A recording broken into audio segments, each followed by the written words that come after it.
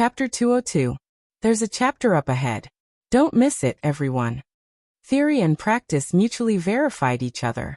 The more Luonan spoke, the more he felt his mind clear and unobstructed. He didn't care whether it was right or wrong. He expressed his thoughts directly in his mind. Through words and demonstrations on the mental plane, everything was displayed.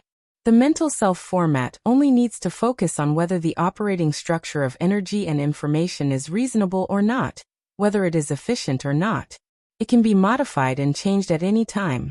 However, restoring it to the fleshly body is extremely difficult. It's like the inspiration of a designer. They can produce beautiful renderings, but there is always a distance from practical application. The material-oriented self-format must take care of the internal organs, blood, nerves, muscles, bones, and other aspects. It even includes the precise cells and biological macromolecules. This is like the work of an architect. He must fully consider the practicality of every material and every structure. This was not Luonan speaking carelessly. Instead, it was the subtlety that was reflected in Fairchild's previous demonstration. Even though only the tip of the iceberg was revealed, it made Luonan gasp in amazement. Observation is the vocation of mentally enhanced people. They use observation to understand the operating principles of all things in the world. They use observation to experiment and predict a more precise and efficient operating structure of energy and information. Oh, you can call it configuration. It forms a perfect prerequisite. Luonan felt more and more that the word configuration that Jack spoke of was really concise and wonderful. He could not help but use it again. As for the fleshly body enhanced people, they should pay attention to the actual restoration of the configuration. They should embody the control and transformation ability of the material plane. You are using the material aspect to do work on the mental aspect. Of course, it will be very difficult to succeed. This goes against the laws of the material nature. Fairchild allowed Luonan to talk and demonstrate without end, though there were many commonplace things within, and he had heard them so many times that he had grown callous from day to day. Fairchild listened quietly from beginning to end. This was because he knew that Luonan wasn't trying to teach or demonstrate anything. Instead, Luonan was sorting out his self-knowledge once more. Only when Luonan clarified the division between the mental and the material aspects did Fairchild speak briefly. Why can't it be done at the same time? Done at the same time. Luonan suddenly choked. He was a bit stupefied. Yeah, why can't it be done at the same time? It's clearly possible. Fairchild had just proposed an idea, but Luonan had a living example. Rue 1, that little girl who was still in a coma, yet her slender body hid an inconceivable ability. She used a few short minutes of murderous attacks to give Luonan the most brilliant demonstration. Luonan once believed that Rue 1 and Child's 2 models each had their own merits. But now he suddenly discovered that Rue 1's configuration of body and soul was actually the most exquisite model that displayed the effects of balance on the mental and material planes. From Luonan's current level of understanding, it was nearly perfect. It's really enough. While Luonan was in a daze, Cat Eyes had reached the end of her patience. Right now, the society's encrypted channel had completely collapsed. Metalbox had directly withdrawn from the operation. Red Fox and Papercut were also wavering. Yuan had allowed the situation to develop. It was a far cry from her previous strong style. Cat Eyes was the one waiting to be rescued in a dangerous situation. Naturally, she did not feel good about it. Luonan, this bastard, was still engaging in conversation that was sometimes unfathomable and sometimes cliched. Fairchild could endure it, but she couldn't. Cat Eyes simply slapped Luonan on the back. It's like a boiling pot outside. Ha! As the slap landed, Luonan's body fell forward. Fortunately, Cat Eyes reacted quickly. She grabbed his shoulder, preventing him from falling to Fairchild's feet. It must be known that Cat Eyes was sharing her perspective. As long as Luonan's situation was within the encrypted channel, there was nothing she could not see. Yuan's cold voice cut in. What's going on? Zhang Yingying exclaimed in surprise. Heart Destroyer Palm. Cat Eyes was flabbergasted. Only the heavens knew what was going on. Luo Nan, this kid, had a serious imbalance between his soul and fleshly body, but he shouldn't be weak to this degree. Compared to Cat Eye's blank reaction, Fairchild was not the least bit surprised. He just took advantage of the situation and raised his gaze to point at an empty area above. There, Luo Nan reacted awkwardly. Due to the demonstration of forgetting himself on the mental plane, he had unknowingly pulled apart the distance between his soul and fleshly body. He had accidentally left his body. Fortunately, he had penetrated deeper on the mental plane.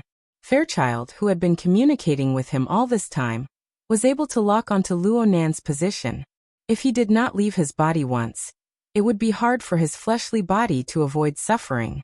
Luo Nan sighed to himself, and was about to go back when Fairchild's telepathic thoughts cut in at this time. He continued with the previous topic. Balancing isn't a compromise. It's a pure correction. Have you ever tasted that feeling? It's like sleeping peacefully within the membrane of a fetus. It's like melting within the radiance of truth. Every breath connects the inner and outer worlds. It's truly exhaling the old and taking in the new. Fairchild's description was a bit abstract and chaotic, but his sincere feelings melded into the storm on the mental plane, giving Luo Nan a vague experience. We can try it out. You help me first. Anyone else would have been confused by Fairchild's description, but Luo Nan understood it without any difficulty. His mind was suddenly filled with intense curiosity. He forgot about the matter of his soul returning to his body. The heavily chained crow trembled in the next moment, and collided with Fairchild's mental storm. Luo Nan's heavily chained crow maintained a defensive stance even during the long standoff and exchange.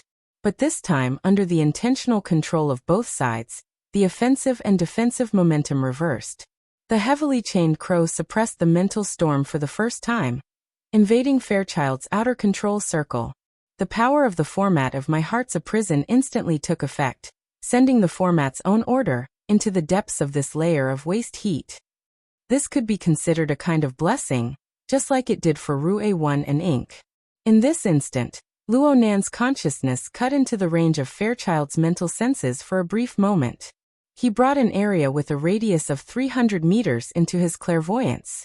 The cross-section of this vast space was nearly 300,000 square meters. It covered the entire Frost River reality.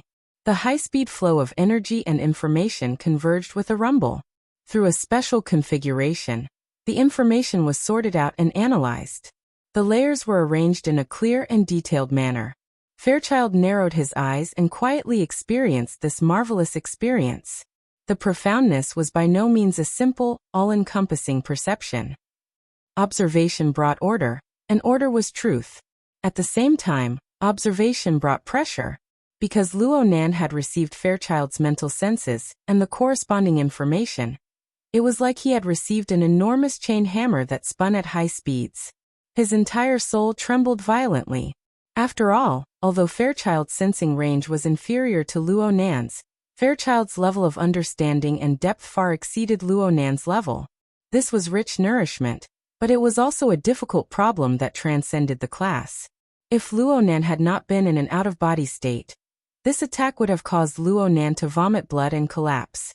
And right now, even though Luo Nan was in an out-of-body state, he could still sense that his soul strength had been stimulated. It had clearly grown again, and could not be suppressed. How am I supposed to go back now? Luo Nan's bitter smile had just returned when Fairchild suddenly took a step forward. Fairchild's snow-white robes fluttered, and he raised his fist that had been hidden deep within his robes. The fist struck straight out and smashed into the chest of Luo Nan's unconscious body. A mercury-like radiance surged back and forth between the fist and the chest. For the fastest and error-free novel reading, please visit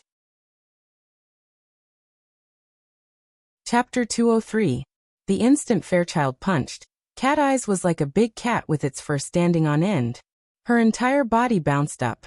Her hand was resting on Luo Nan's shoulder. The powerful shock transmitted from Luo Nan's body made her feel as if she had been electrocuted. Her hand was first bounced off, and then her entire body received the impact. However, this was not the most crucial factor in her intense reaction. At this moment, regardless of whether it was the encrypted channel or her own senses, All of them sent a sharp warning over. The problem was that the warning and stimulation were triggered from multiple points. They came from different directions, different intensities, and different distances. Together, they formed a giant web of danger that made one's scalp explode. It endlessly tested her ability to make decisions on the spot. However, Fairchild's punch had swept away at least 90% of the irritating choices. The only path was laid out before her eyes. Luo Nan's unconscious body bounced up faster than Cat Eye's. His body left the ground and slammed heavily into the wall behind him. He crashed into it with a boom. The mercury-like radiance on his chest rapidly permeated the moment of impact. It illuminated Luo Nan's entire body, and then it disappeared without a trace. Luo Nan's body went limp, and he sat against the wall. Cat Eyes leaped back and arrived by Luo Nan's side. However, she did not pick him up. Instead, she pressed down on his neck and pushed him down. She laid down beside him. The instant she completed this action, the soundproof walls on both sides of the room exploded with 2 bangs. A gap the size of half an adult's body was blasted open at practically the same time. Soundproof cotton, gypsum board, and other composite building materials flew into the air, forming a hazy, turbid mist of dust that covered most of the room. But very quickly, the dark red trajectory of the bullet cut the dust into pieces, and the special bullets bombarded the ground and the walls one after another, exploding one after another. The fragmented smoke screen and the strong sound of the electric current interweaved together. And in an instant, the interior of the VIP room was swept into ruins. It was easy to imagine that if Luo Nan was still in his previous position, he would have been turned into a sieve in the blink of an eye. The other person in the high-risk area was Officer Xue Weiluan. He had been hit by Fairchild's mental storm, and was sitting on the ground in a daze. He was doing his best to recover. Now the rain of bullets descended and shrapnel flew everywhere, covering him within. Fortunately, Xue Weiluan was wearing the exoskeleton armor. Although he was swept by the wave of attacks, he did not suffer any fatal injuries. Instead, he completely woke up from the stupor of the spiritual shock. Relying on his instincts, he made a few tactical movements in a row and quickly hid in a corner, finally avoiding the frontal attack. The other people in the room were not so lucky. The 2 police officers who had been pulling Luo Nan and Cat Eyes had been passers-by in background for a long time. But they instantly collapsed in this wave of attacks. It was unknown whether they were dead or alive. Guoju, who was unconscious, was probably the unluckiest one in the first wave of attacks. He was hit directly in the back by a large-caliber sniper bullet. His upper body exploded on the spot, and blood and flesh splattered everywhere. He could not be more dead. The pungent smell of blood, and the rapidly surging hostility and killing intent were like an invisible burning flame that invaded Cat Eye's perception. She was forced to constantly change her perception in order to eliminate the interference and capture valuable information. However, the problem was that the other party knew very well that in the face of Fairchild's shield of truth's absolute strength and unparalleled defense, long-range firepower could only be used despite its ineffectiveness. No one would come within 100 meters of it. This made it impossible for her long-range sensing ability to display its full potential. Instead, the target of this concentrated firepower, the ears of truth, Fairchild, simply withdrew his fist after blasting Luo Nan away. He did not make any special moves, but the radiance around his body was as lustrous as mercury. Thickness could be seen amidst the flowing light. No matter what kind of bullet it was, it lost its kinetic energy before this layer of inconceivable light. The powerful sound and electricity were also blocked outside. This marvelous scene of completely defying the laws of matter caused a chill to seep through the gaps of Cat Eye's teeth. She felt that it was inconceivable. It was precisely because of Fairchild's dazzling performance that he attracted the majority of the firepower. Cat Eyes and Officer Xue were able to catch their breaths. Wretched cries, weeping, and groans could be heard endlessly from outside. Even though the majority of the players had left this troublesome place due to the series of unforeseen events, there were still some people who were either enchanted or watching. They did not evacuate in time. The 2 firing points of the Knights of Equity opened up, and the 2 bullet trajectories on both sides of the room became a human domain. Compared to the chaotic and miserable situation outside, the luxurious room was already in shambles.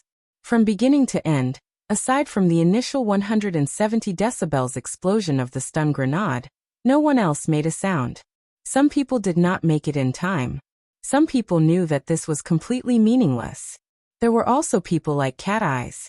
After taking 2 deep breaths, she poured all of her emotions into the encrypted passageway.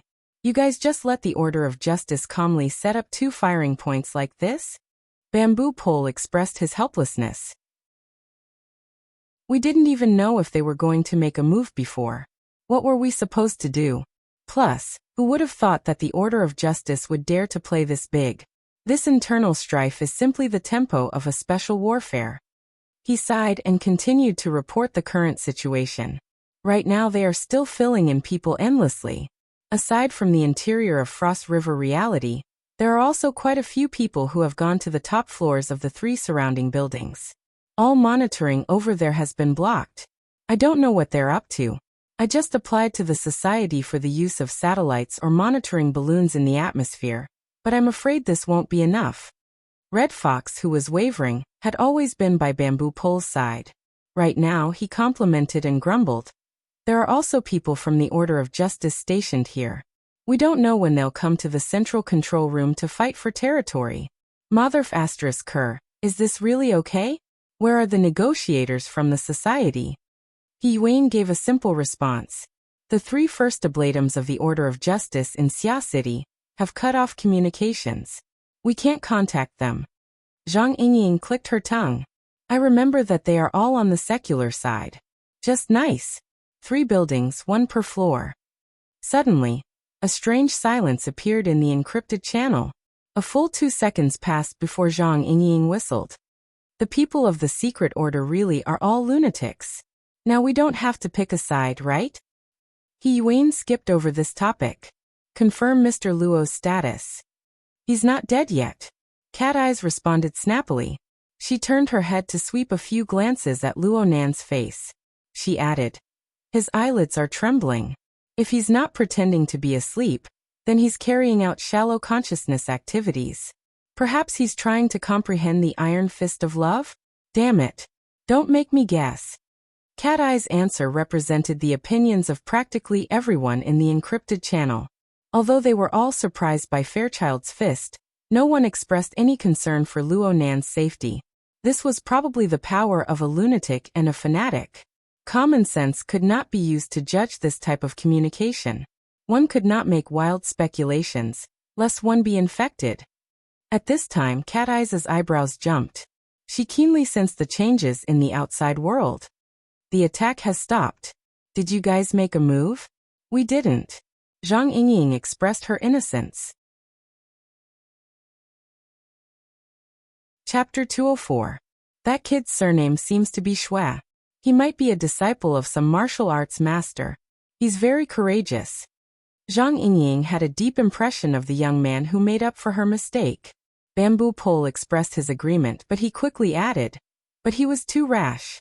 He doesn't have much combat experience, and now he can't even lift his head against firearms. Yingying, go provide support. He Yuan directly ordered. Zhang Yingying shrugged. Sorry, I'm not that familiar with you. He Yuan acted as if she didn't hear this and continued to give orders. After destroying the firepower point, advance counterclockwise and eliminate all enemy personnel with firearms. Don't pay attention to pure ability users. Bamboo Pole will cooperate with you. Hey. He Yuan didn't pay any more attention to her. She continued to issue orders one after the other. Bamboo Pole, first set up a special communication line for White Salt. Then identify all the firearms personnel, and try to save the video. Bamboo Pole understood He Yuan's meaning. That's a good idea. The municipal government and the military have just issued a warning to all parties regarding long-range weapons and highly lethal weapons. We're all enthusiastic citizens now, aren't we? Done. As he spoke, he connected to Bai Xinyan. Her wristband vibrated slightly, and a large amount of information flooded in. Bai Xinyan smiled and lowered her head to carefully comb through the information. At the same time, she raised her hand and waved at Zhang Yingying. Zhang Yingying, who had a stomach full of indignation, could only look up to the sky and roll her eyes. She turned around and snuck towards the location that the bamboo pole had pointed out. Yuan's tone became a bit more polite. White Salt, you are responsible for bringing your patient out, is that all right? Bai Xinyan replied with a smile. Saving lives and helping the injured is a doctor's duty. But are you sure Mr. Child will like our involvement? Yuan's voice became cold again. This has nothing to do with him. After a short pause, she said to the bamboo pole, help me connect a line. Following the muted firing of 2 long-range firepower points, many of the Knights of Equity's follow-up steps were forcibly cut off. After all, it was not an easy task to find a suitable location in the complex internal environment of the amusement park. For a short period of time, the luxurious private room that was in a mess was surprisingly quiet. Of the 4 survivors, Xue Weiluan was probably the one who didn't understand the situation the most. However, he was very conscientious and responsible. If this chapter is not finished, please turn the page. Now the police officers also have the most concerns. His gaze swept past the other 3 people in the room, and then turned to the unconscious subordinates outside the door. The wave of intensive attacks just now was mainly aimed at the SWAT officers indoors. The SWAT officers outside were protected by the exoskeleton armor, and their vital signs were still stable at this time. This was also displayed in his command data link. Xue Weiluan should have rejoiced, but when he saw Guoju's shattered limbs and the 2 other policemen gasping for breath, he couldn't help but feel conflicted. Finally, his gaze fell on the white-robed man who had been standing quietly in the middle of the room. It was this man who had brought about a series of disasters, yet he treated them as if they were nothing. To him, the concentrated shrapnel seemed to be just a drizzle in an autumn night. It did not wet him even when it touched him. This kind of monster should not appear in the world of ordinary people. The enormous pressure that followed closely with it would follow the slope created by the higher and lower levels and crush the weak and confused people like a torrent, causing terrible damage. Xue Weiluan sighed with emotion, which was rare for him. At this moment, a buzzing noise came from the communicator. A somewhat hesitant voice said, "You can talk like this? The police data link isn't that easy to hack into, right?" Even though the distance was a little far and the voice was too faint, how could Xue Weiluan not hear it? His heart tightened. "Leister, is that you?" Dad, are you really okay? I'm with Nanster's friend now. Everything is fine." On the other side, Xue Lei tried his best to make his voice sound more relaxed. The problem was that no one knew a son better than his father. Xue Weiluan could tell from his son's slight breathing that something was wrong. What's more, the dog's tail reporting that I'm safe was a clear loophole right in front of him. Xue Weiluan's mind spun, and his hair stood up in anger. "You're here? Just based on your mediocre skills? I shouldn't have sent you to the dojo in the first place. Do you know what kind of place this is?" In a moment of desperation, Xue Weiluan couldn't care less about anything else. His roar rushed out of his visor and echoed in the ruined private room. Despite being separated by several hundred meters, Xue Lei was still harshly lectured by his father. Xue Lei could only shrink back for a time. Zhang Yingying giggled happily to the side. No matter who was unlucky, she was always able to find some fun. "Xue Lei, did you hear that? Get the hell out of here right now. Xue, this chapter is not finished. Please turn the page." Xue Luan's roar swept through the damaged room with air leaking in all directions. There wasn't even a single echo. But Luo Nan, who was pressed to the ground by cat eyes, opened his eyes after his eyelids trembled twice. "Oh, Leister came in. You're awake." Cat Eyes was a bit surprised. "I thought you were going to pretend to be unconscious until things were over." Pretending to be unconscious was naturally an insult. Luonen just laughed at this, but he soon discovered that he was lying shoulder to shoulder with Cat Eyes. They were too close to each other. The two could even hear each other's breaths. It was a bit awkward. Luonen flipped over and sat up. This single movement caused the bones and muscles of his entire body to emit fine sounds. His body froze, but he soon relaxed. He twisted his neck, and the expression on his face was rather subtle. Cat Eyes was still lying on the ground. She said with a frown, "Hey, aren't you afraid of getting shot in the head? Didn't they all get cleaned up?" The remaining long-range firepower points are all retreating outside. Cat Eyes felt that the two's current posture was far too awkward. She saw that Luo Nan spoke with certainty and thought for a moment. She simply sprung up and glared at him with cold eyes. How do you know? I'm fine. Luo Nan responded slowly. His gaze never left Xue Weiluan, who was on the other side. Xue Weiluan was already hopping mad. This Uncle Xue was such a calm and resolute person. He would act the same way when his own child was in trouble. This sort of interaction was indeed very interesting. You're really free. Cat Eyes' brows furrowed even tighter. Luo Nan gave off a slightly different feeling after waking up. It was as if his crazy attribute had been strengthened once more. He could sink into a zone of thought that others could not understand at any time and place. The problem was that even if he was crazy, others might not be a fanatic. As soon as Cat Eyes had this thought, the fanatic, yes, Fairchild, who had been standing quietly all this time, moved. He turned his body and took 2 steps, immediately attracting everyone's gazes.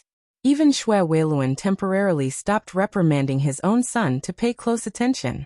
Blocking in front of Fairchild were the 3 multifunctional robots that Fairchild had kicked to a halt not too long ago.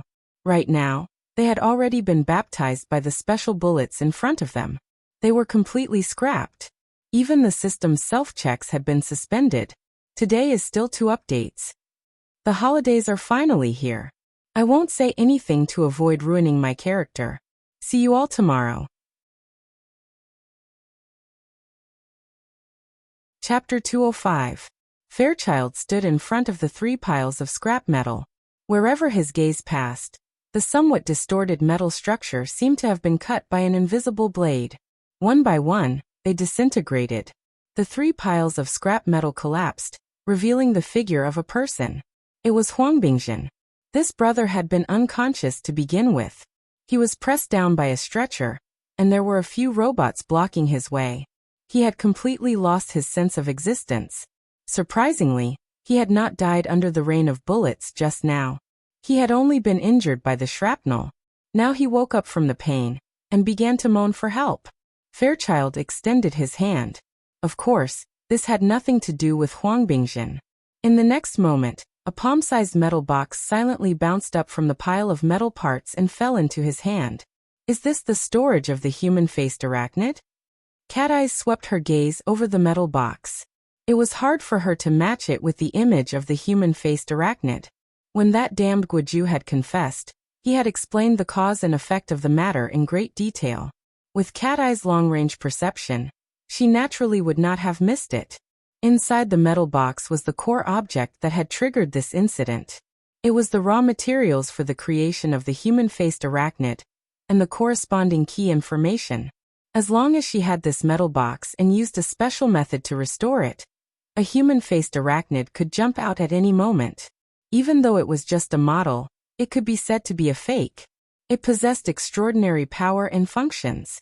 The reason why the previous performance had been like a farce was mainly because the driver, Huang Bingjin, who was moaning and wailing on the ground, was far too clumsy. Fairchild quietly sized up the metal box. He was extremely serious and focused. Because of this, everyone present unconsciously held their breaths and focused their minds. They were afraid that they would alarm this person and cause some sort of trouble. It was at this moment that a voice suddenly rang out. Fairchild, do you not feel even the slightest bit of regret when faced with this masterpiece? Everyone else in the room was fiercely shocked. Cat Eyes felt a chill run down her back. The voice had come too strangely. It had appeared out of nowhere in this messy room. It was weak and sharp, like the hissing of a snake when it flicked its tongue. She had not sensed such a special voice at all. It had clearly rung in her ears, but she could not grasp any clues. The so-called long-range perception had become a mere decoration. In the encrypted channel, this chapter has yet to end. Please continue. Yuin uploaded a message. Secret bound first ablatum, words of Krite. At this moment, anyone in the channel who had some understanding of the Order of Justice's organizational structure was trembling in fear. The Order of Justice was a world-class secret order. Moreover, they regarded fair exchange as their core doctrine. When it came to oaths, they placed unimaginable importance on them. This was especially true for the secular side. Many of their core secrets and profundities were maintained by strict and cruel oaths. From the lowest to the highest, the overt oath, the secret pact, and the heart illumination were the witnesses, executors, and punishers of the oaths. They were also the axis of power in the entire church's system.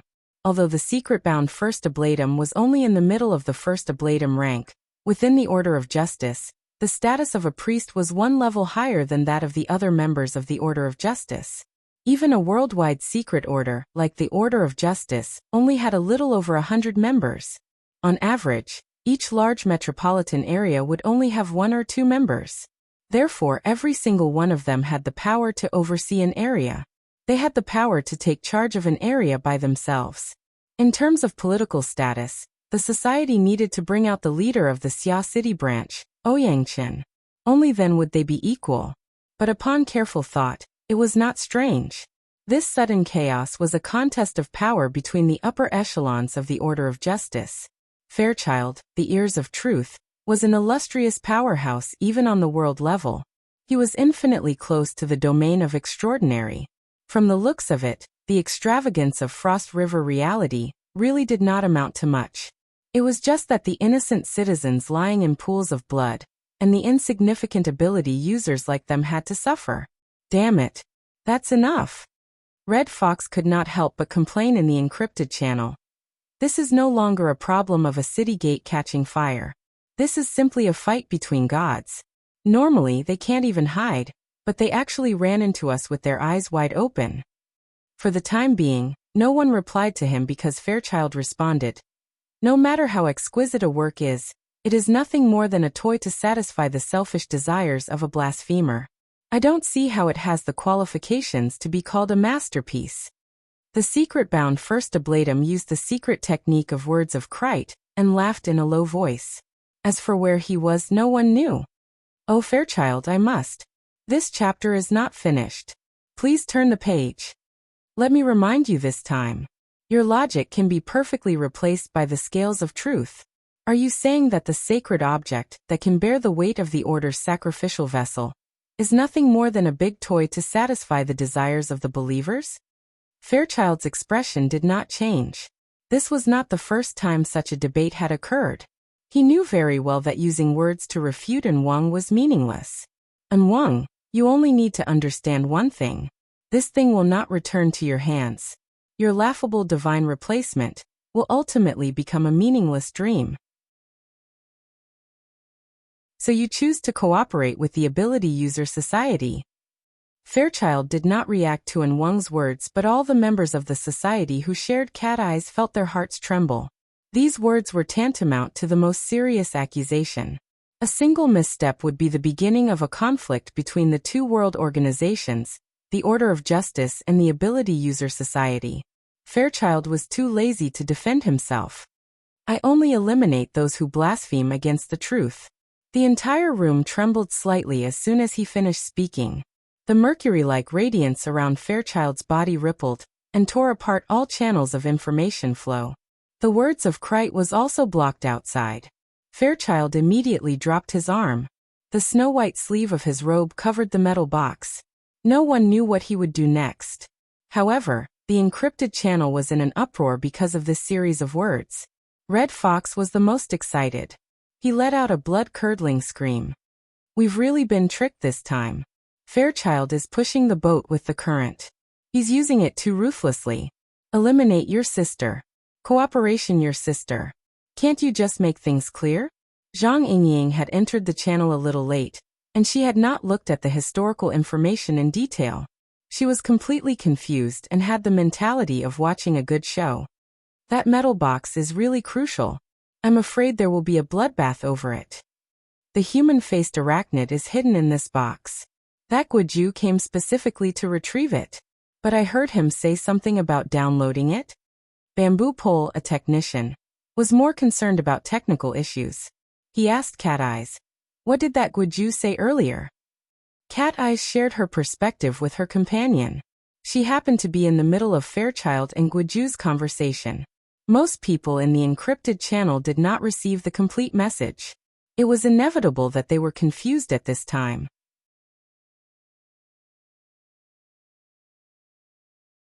Chapter 206. Cat Eyes felt a headache coming on. This involved some complicated theories and Guiju himself was muddle-headed. Naturally, some parts of his explanation were very vague. There were many parts that she did not understand. She could only speak in a simple manner. I heard that this is the most successful experiment of the secular side's human-faced arachnid. If they continue to research it, their final goal will be to mass-produce it? Am I right? Hey, I'm asking you a question. Cat Eyes jabbed Luonan. Luonan was a bit surprised. You're asking me? Who else would I ask? This is a serious matter that Fairchild needs to handle.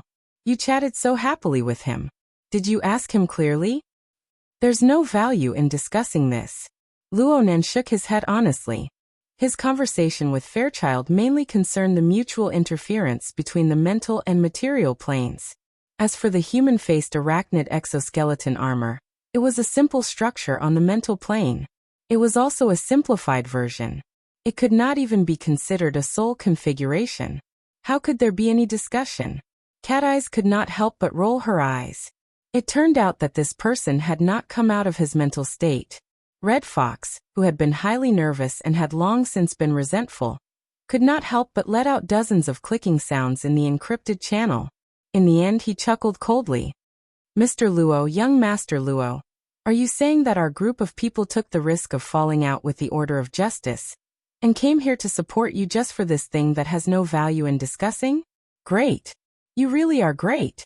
Then we won't serve you anymore, okay? Red Fox swung his hand and walked away. Bamboo Pole saw that the situation was not right. He grabbed Red Fox and said, "Hold on. Don't be angry." Luonan didn't make it clear. The topic of discussion between him and Fairchild is a bit more abstract. It might not be related to this matter. So you know about abstract? That's why we accompanied him here and there? I've said it before. The goal of today's operation was unclear from the beginning. The responsibility was unclear. We rushed over here based on the guidance of a mental patient. We didn't see the human-faced arachnid, but we bumped into the infighting of the Order of Justice. In the end, the main character didn't even make a move. We shamelessly went up and spent a lot of effort to clean up the mess. Hee, the henchman of the Order of Justice, the vanguard of the conflict. Does this name sound good? Red Fox was furious.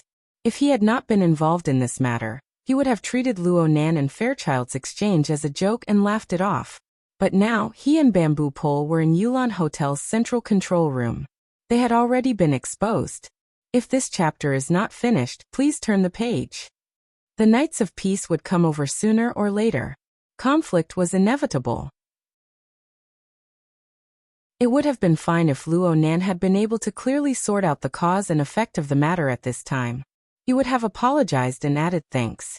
But in the end Luonan just said, "There's no value in discussing?" Just how ignorant was this brat?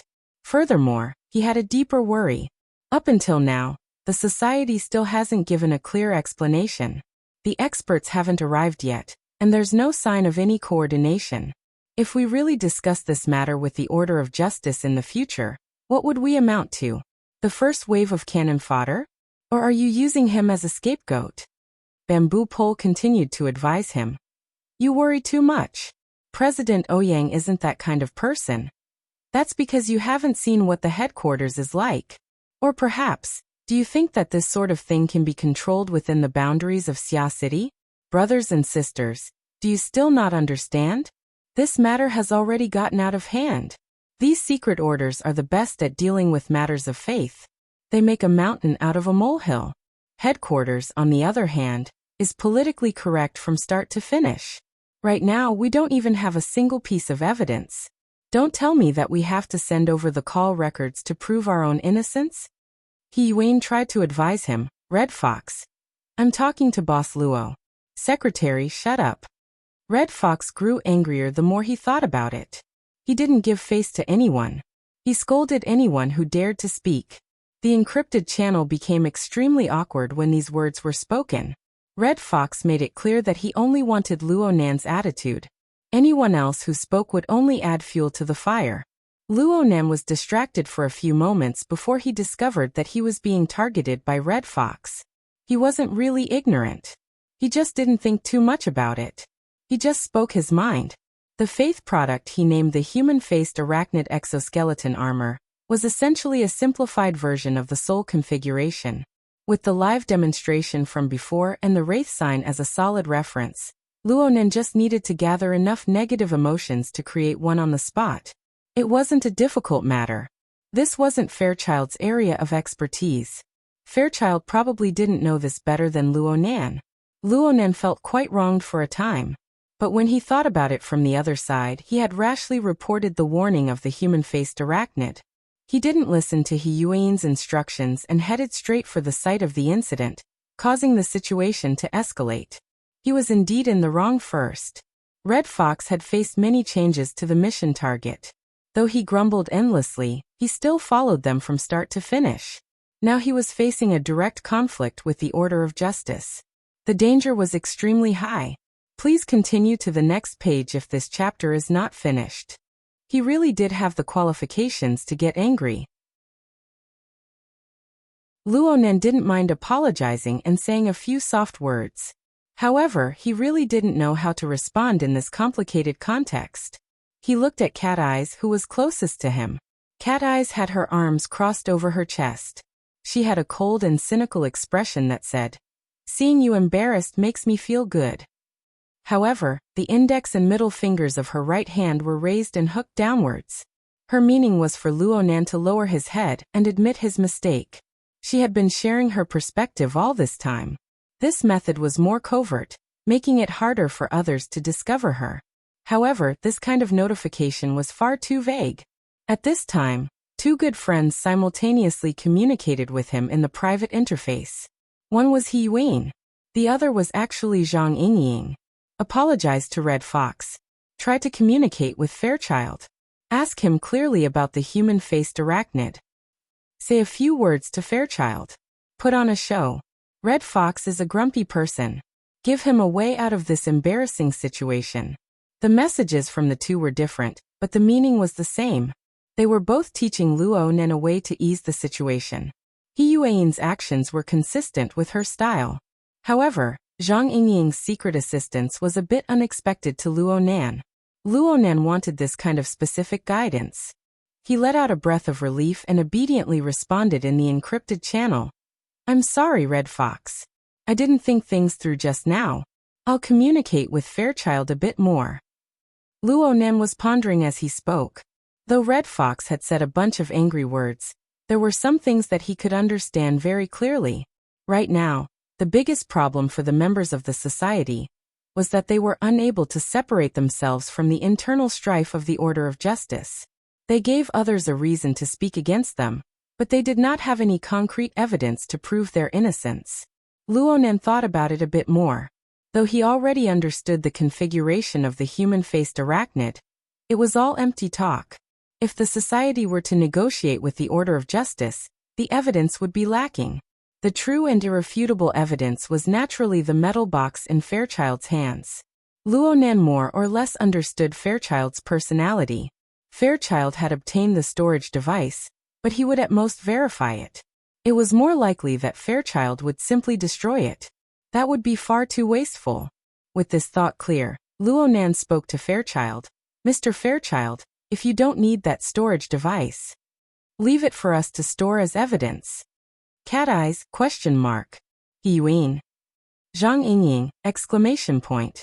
Red Fox, F*ck me. What the hell are you doing?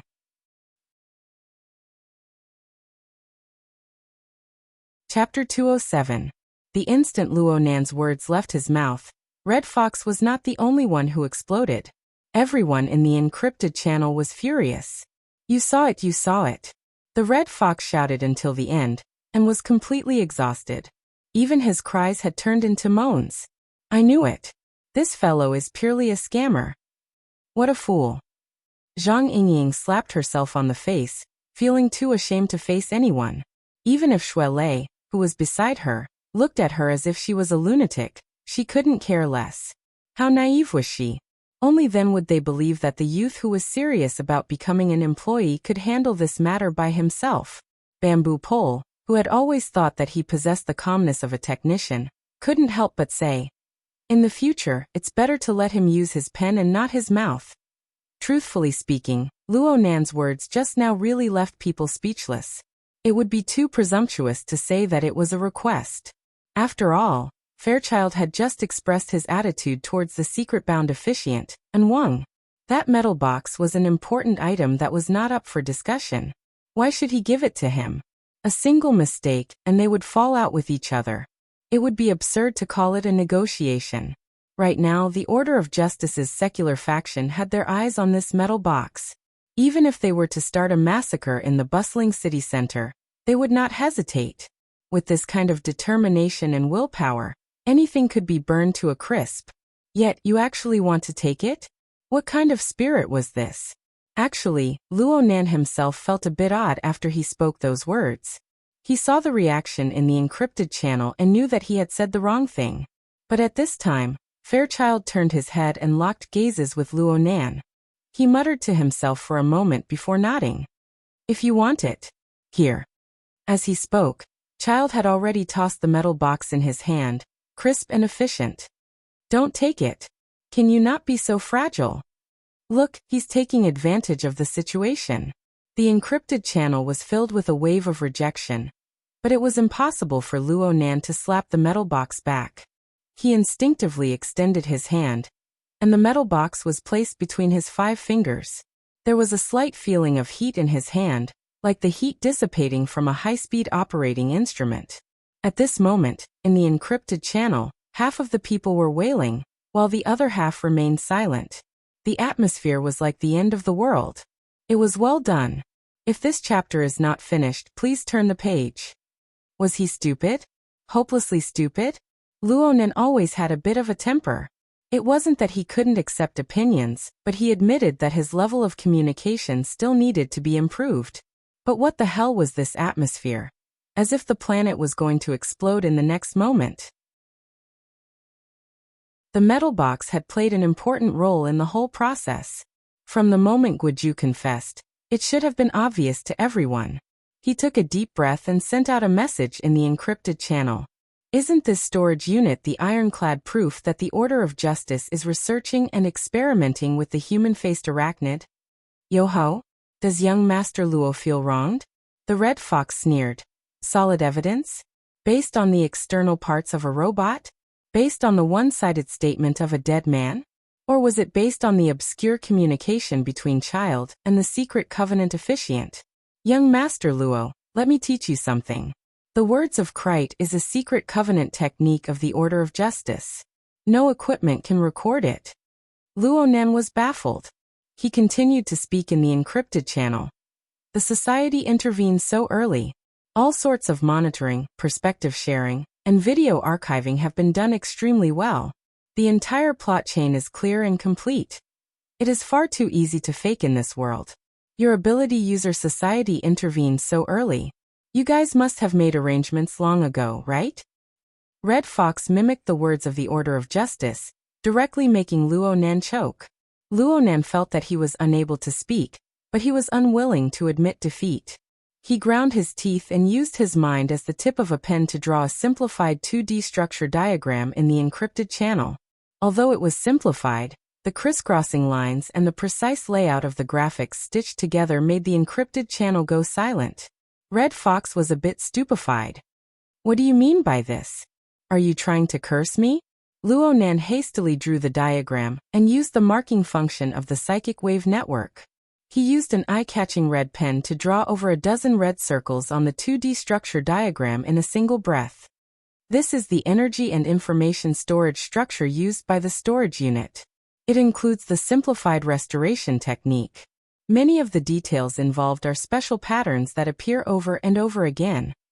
Are these the exclusive uses of the Order of Justice? Actually, many of these structures appeared in the configuration of Child's Shield of Truth. They were used as extremely crucial nodes, which was why Luo Nan dared to be so certain. The internal core structure of the storage unit is unique. If this chapter is not finished, please flip the page. Special craftsmanship and usage. Tracing back from this clue and combining all sorts of information and evidence. Wouldn't we be able to seize the initiative and solve an ironclad case? Red Cat was defeated by this technological geek's way of thinking. He didn't know how to respond for a time. Bamboo Pole, who was next to him, was watching with rapt attention. He muttered, "I don't know if this is the exclusive craftsmanship of the Order of Justice, but from the information I've gathered, there are indeed many similar structural arrangements within the Order of Justice's internal rituals. It's just that they're a bit deformed." Is it used for storage?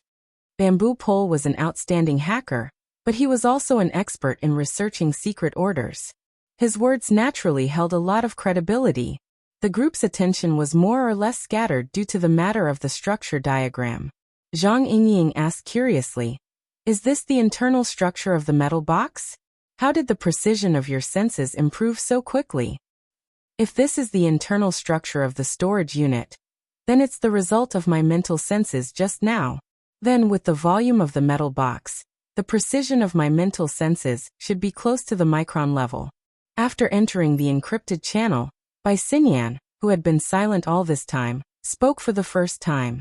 She spoke with a dull tone. "Student Luonan, the burden on your body is too heavy." Luonan remembered that she used to address him as Mr. Luo. Was this a drop in status? He was stunned for a moment before he responded. "There's nothing wrong with my body. I just believe that this evidence is sufficient to prove the facts. It can be completely turned into an ironclad case." Red Fox slowed down after being continuously interrupted by these people. He saw that Luonan was still stubborn, so he went all out with Luonan. "Handle a case? What case will you handle? Handle whose case? Who will handle the case? The society handles the case of the Order of Justice. That's not called handling a case. It's called conflict. It's called all-out war. Young Master Luo, no matter how large the Ability User Association behind you is, it is only a loose organization of members. A single operation would cause quite a few people to run away. As for the Order of Justice in front of you, it is a world-class secret order with millions of pious believers and a handful of extraordinaires. Do you understand the gravity of this? Also, there's a common saying in this world. It's called 1 yard is another yard. The society can make things difficult for the Order of Justice. They can say that they are raising human-faced arachnids. There's no problem with that. But for the Order of Justice, you can't involve yourself in their internal affairs. This is F*King politics, this is F*King reality.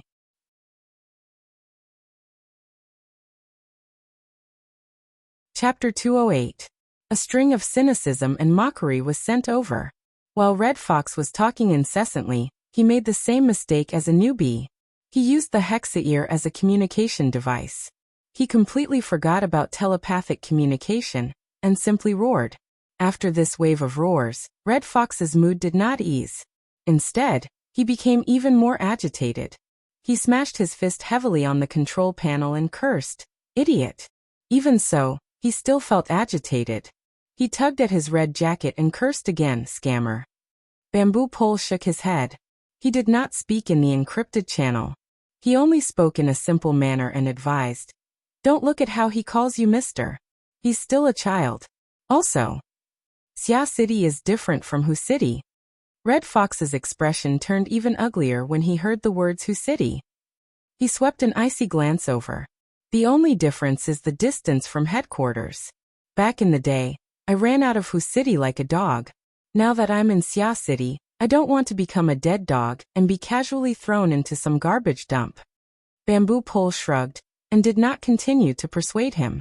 This was because the monitoring system showed that there were a few unfriendly faces heading towards the control room. He sighed and asked in the encrypted channel, "The expected trouble has come. What should we do?" He Yuan asked him, "Can you confirm the enemy's weapon right now?" Bamboo Pole understood He Yuan's meaning. She was not asking about the people who were about to block the door. She was asking about the arrangements the order had arranged at Yulon Hotel to deal with Fairchild. Oh, this guy was more stubborn than I imagined. Big guy. The main weapon must be a big guy. Bamboo Pole was multitasking. He repeatedly switched the monitoring screen and confirmed the target that had already begun to be set up. It's very likely to be a sniper cannon. From what I know, Many secret orders are researching a magically modified version of the sniper grenade launcher. This toy is much stronger than a charged particle cannon against a single target. Of course, the effect of breaking through the shield of truth is still questionable. Yuan did not say anything more. She simply responded, "Retreat. Head for the preset rendezvous point." Red Fox sneered from the side. He made a look and I'll know gesture towards Bamboo Pole. The corner of Bamboo Pole's mouth twitched. "You called them young master when you went against the order. Now that you retreated, you threw up your hands. In the end, you were still unhappy." In the end, Bamboo Pole did not say anything. He tidied up the equipment in the control room in 5 seconds, and walked out with the Red Fox. The central control room was located on a floor close to the top floor, so no accommodation was arranged. If this chapter is not finished, please turn the page. It was empty and quiet. Red Fox also felt that his attitude was somewhat inappropriate. He mumbled, "It's already too late to retreat now. They caught the order unprepared at Frost River Reality, and now they dare to ambush us from all sides. Holy crap." In front of them, the isolation door of the fire escape was pushed open heavily. Nobody could be seen. However, Bamboo Pole and the Red Fox were astute people. They knew at a glance that the intruder did not come with good intentions. They looked at each other, turned around and ran. The fine electric current of the electromagnetic rifle behind him was exceptionally terrifying in the empty floor. "I'm not a fighter." Bamboo Pole cursed loudly. Before the curses left his mouth, he had already pressed a special button on the flexible screen in his hand. The fire alarm on the floor went off and several insulating partitions dropped down. The electromagnetic bullet left the chamber, but it exploded against this layer of transparent partitions. It only pierced through one layer before its trajectory changed. At this time the side door opened. Bamboo Pole shouted, "This way." He and the Red Fox charged in one after the other. They passed through the room at high speed. They did not stop at all. They passed through the already wide-open window, and leaped into the night sky at a height of nearly 1,000 meters. After this suicidal action, it was as if the two were riding on flaming wheels. They slid down the glass wall of the hotel at an astonishing speed. Bamboo Pole had some difficulty controlling his balance. He laughed mischievously. No wonder the Society's elementary training classes always use rapid descent from a high level as their graduation exam. It really is useful. Red Fox gnashed his teeth. It's true that young Master Luo the Trickster has finally been given a proper name. The chaotic situation at Yulon Hotel naturally appeared in the encrypted channel. Red Fox, who complained the most, could not be distracted right now. Luonan received less than half of the criticism, but his mood did not improve. Words were like knives. They did not cut the skin, but the pit of the heart. Luonan was baptized by Red Fox's political and realistic speech. He was speechless. This was not to say that he felt that he was wrong. On the contrary, he felt that the louder Red Fox clamored, the more the resentment in the depths of Red Fox's heart surged. In the end, Red Fox was not targeting Luonan at all. It was clearly the political and realistic things that he had always flaunted. Luonan was nothing more than a target for ridicule and ridicule. If what Red Fox said was true, then the Order of Justice had used this demon as a reference when the human-faced arachnid was wreaking havoc in Xia City and engaged in sinister research. Then the facts were right there. The irrefutable evidence was like a mountain. In the end, the Order of Justice could be easily exempted and even bite back. What did this mean? This chapter is not finished. Please turn the page. As for the veracity of Red Fox's words, let's not talk about the reactions of some people in the encrypted channel. Luonan's personal experience with the Bloodflame Order was a very good example. Mo Luon had brought the human-faced arachnid to graze, and made a move against the members of the society. In the end, the matter was left unsettled. Back then, Luonan had taken over the human-faced arachnid's nest. He had taken great advantage of it, so Luonan did not think too much about it. Now that he thought about it, wasn't it just as Red Fox had said? Politics? Reality? Luonan would not find it strange at all if this happened in the secular society. This was because he had a pessimistic view of the hearts of the secular people. But right now, the enormous ability user organization of the inner world, which had largely detached itself from the secular world, was like this as well? Luonan still wanted to carry forward his grandfather's formatting theory in the society. If there was no difference between this place and the secular society, how could he guarantee that his grandfather's theory would not suffer the same fate as it did back then? Disappointment. He was extremely disappointed. This was Luonan's current state of mind. He did not want to say much. He just flipped the warm metal box in his hand back and forth. If it was possible, he wanted to be quiet for a bit. But how could he have the chance to be quiet right now? As his state of mind flipped along with the metal box, he clearly sensed that there was clearly some sort of extremely obscure power on the mental plane. It was currently creating disturbances in this region. And the feeling was extremely negative. It was like a gloomy layer of clouds that obscured most of the pulsation of life. Luonan could feel the malice rippling through the void. This was the true means of the secular side.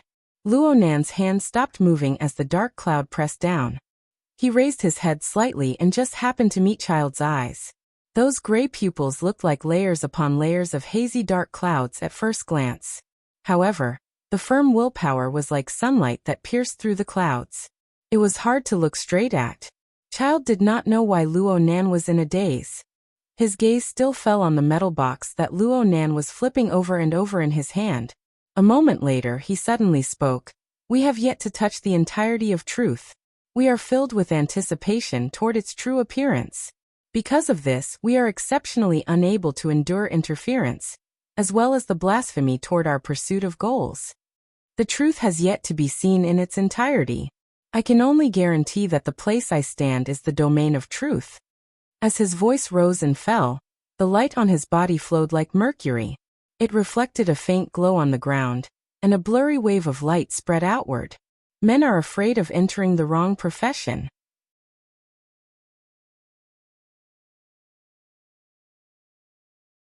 Chapter 209. The dark clouds on the mental plane covered the entire surrounding area. They constantly disturbed and changed, attempting to attack Child's domain. Later on, due to the continuous changes, the essence of the dark clouds appeared. They transformed into sinister and fleeting whispers of incantations that appeared on the material plane. Words of Krite. Cat Eyes reached out and pulled Luonan back. Her expression was grave, as if she was facing a great enemy. The point of fire was blocked, resulting in a momentary disconnection. Then the methods of the secular side finally appeared once more. Moreover, they had already given up on traditional long-range attacks. They directly used extraordinary powers. This was not First Ablatum and Wang's mode of pure communication. The hissing incantations were filled with the power of darkness and cold. The lighting within the room had been mostly wiped out due to the shrapnel of the rain of bullets. When the incantations manifested, the darkness grew deeper. The little bit of light that was left revealed bizarre and dazzling scattered trajectories. It was as if the room had been warped. In comparison, the space that the light of Child's shield of truth could fill was limited. However, the place where he stood still shone with light. It was pure and clear. No matter how the incantations disturbed and changed, not even a little bit of it could seep in. Luonan's eyes focused on the pure and clear light. He muttered hoarsely, "The place where I stand is the domain of truth. If you want to believe in religion, you'll have to wait until you return alive." Cat Eyes tugged at Luonan again, indicating that he should pay attention to the encrypted channel. He Yuan had already issued the order to retreat. Luonan did not move. It would not be easy for them to leave under the current circumstances. In the next moment, the light coming from the main door was cut off. There were two more thumps. Someone was knocking on the door frame. The force was so great that the entire room seemed to tremble twice. However, the person at the door did not seem to have any intention of deliberately exerting force. This person was not wearing any protective armor. He was over 2 meters tall.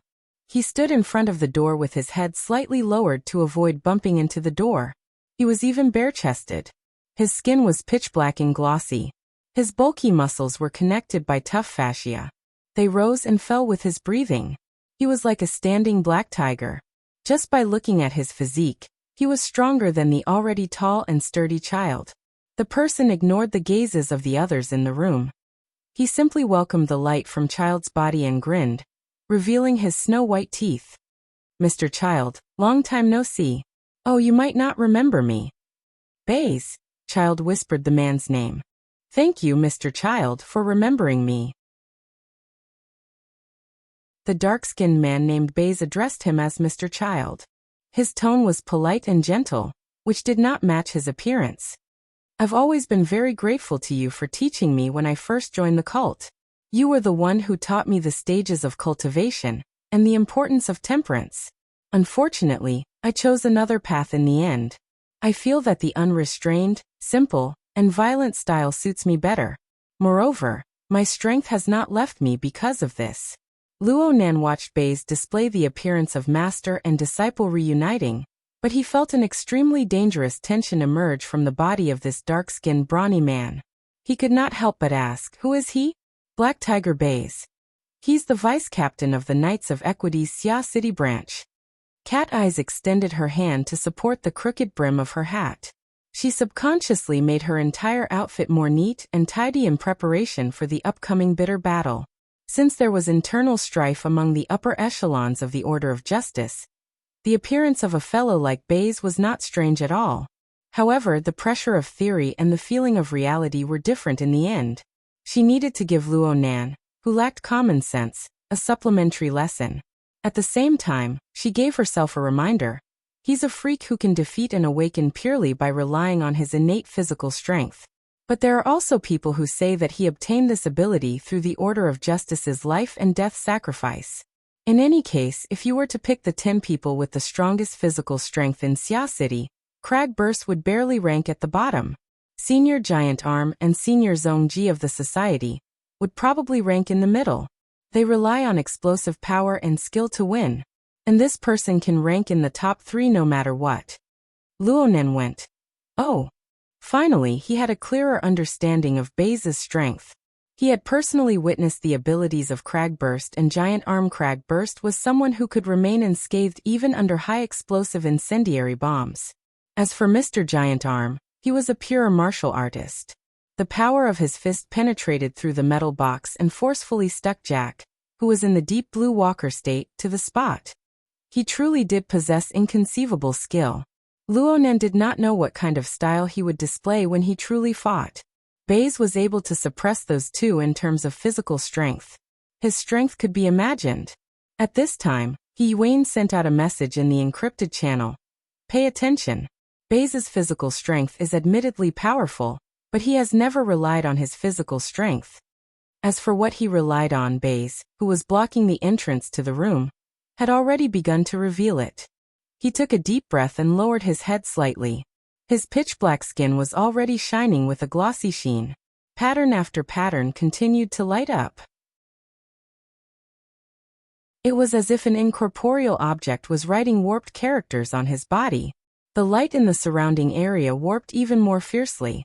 It was as if every character had ignited with fire, penetrating deep into his body and burning through the void.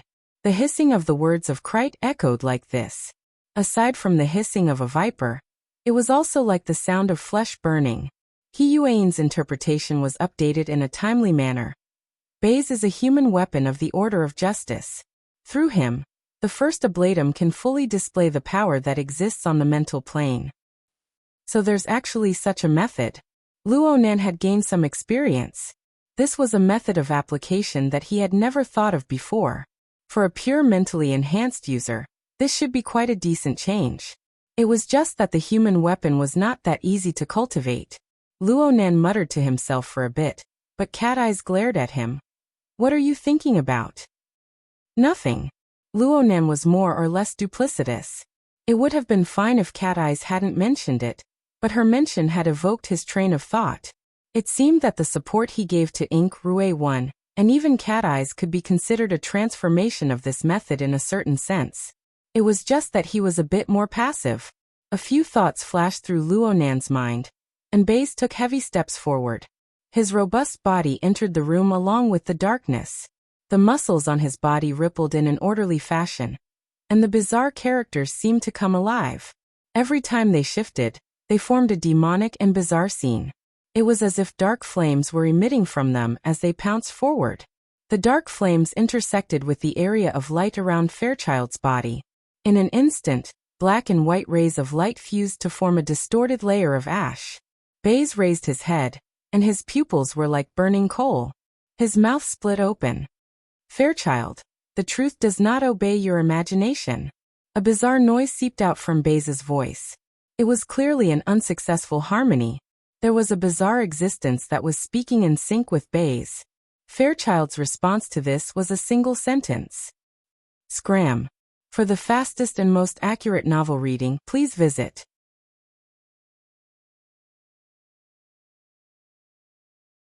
Chapter 210. Fairchild's snow-white robes fluttered, and the mercury-like radiance suddenly undulated. The gray layer that had just formed was torn apart. Baze's feet left the ground from the powerful assault, and he flew backward involuntarily. Mirror of truth. Through Cat Eye's shared perspective, a group of society members who had the time to watch practically spammed the screen with this word. Fairchild practically did not exert any strength in that instant.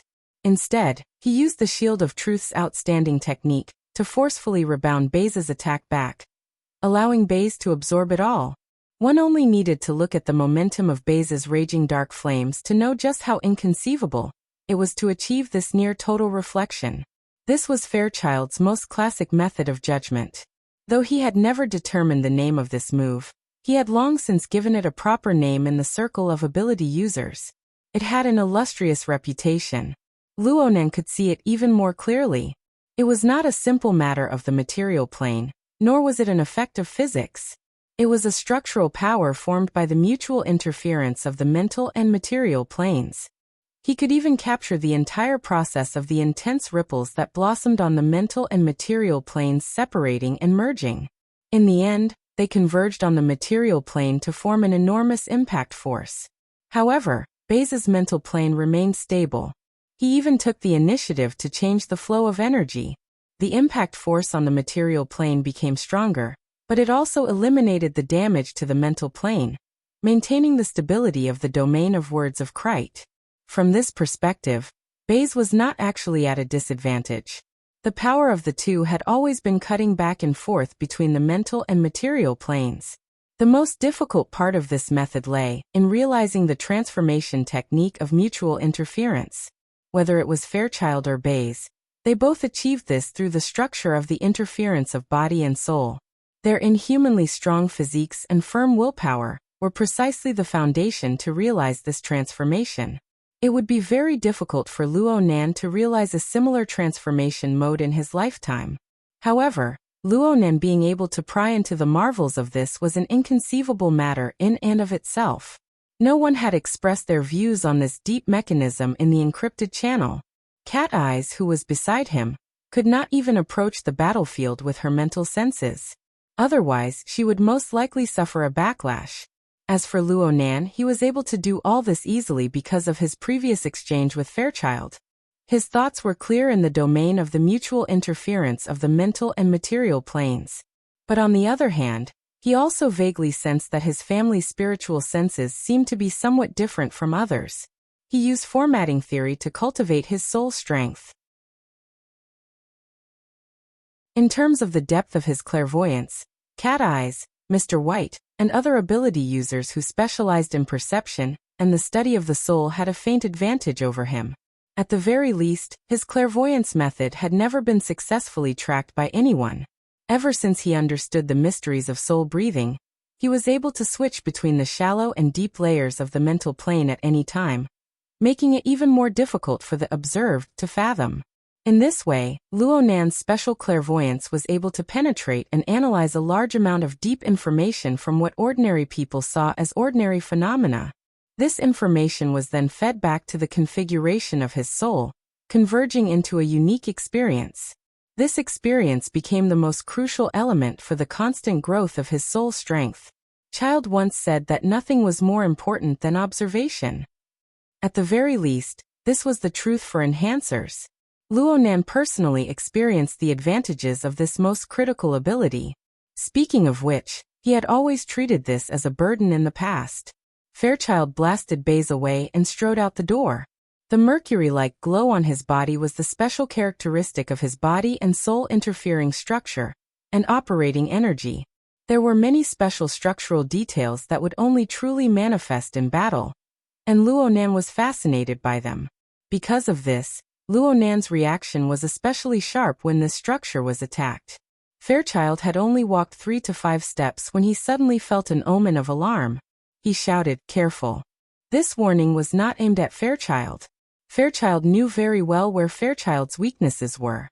Fairchild hoped to endlessly accumulate an advantage on the mental plane to destroy the structural transformation of Fairchild's shield of truth. However, Fairchild did not give Fairchild the chance. The area he controlled was as stable as a boulder. On the mental plane, only a little bit emerged from the water's surface. No matter how turbid waves surged, it remained majestically motionless. However, the words of Krite seemed to possess a technique that could extract power from the pain of the surrounding living beings. It could rapidly transform. When the words of Krite was fully activated, every living being in the surroundings could be considered its fulcrum.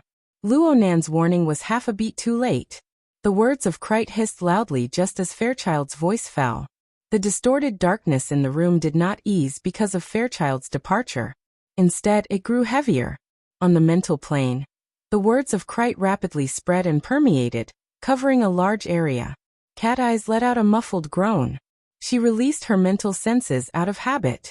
It was as if she had been bitten by a venomous snake. Her 5 senses and 6 senses all received an attack. The instant of pain was like pressing her head into a pool of venom. The pain made her body go limp. He Yuan directly assigned personnel in the encrypted channel. White salt. Got it. I'll be right there. Bai Xinyan responded. Then she went silent. That person's strength should be above average, but Fairchild could not count on her for the time being. Fortunately, the chains deep within Cat Eyes' body and soul rang out at this time. The attack was greatly neutralized, and the pain lessened. Cat Eyes could not help grinding her teeth again. She shot Luo Nan an ice-cold glance. In the end, she extended her hand and pulled Luo Nan away. This way. No matter what, they did not dare to go to the main entrance. Fortunately, the 2 firing points from before had pierced through the soundproof wall, giving them room to choose. Luo Nan still wanted to watch the fight between Fairchild and Baze, but he knew that risking his life to do something like this was truly insensible. He glanced outside the door, but Fairchild's figure was already nowhere to be seen. The problem was Luo Nan saw Xue Weiluan. Xue Weiluan had rushed to the main entrance. He grabbed the legs of a few unconscious special police officers and dragged them inside. "Uncle Xue, you guys go first." Xue Weiluan could not abandon his subordinates and escape by himself no matter what. However, 7 special police officers had just been knocked out by Fairchild. Even though Xue Weiluan had a body of godly strength with the aid of the exoskeleton armor, there was always a limit to what he could carry. It was impossible for him to pile up 7 living people and drag them all in one go.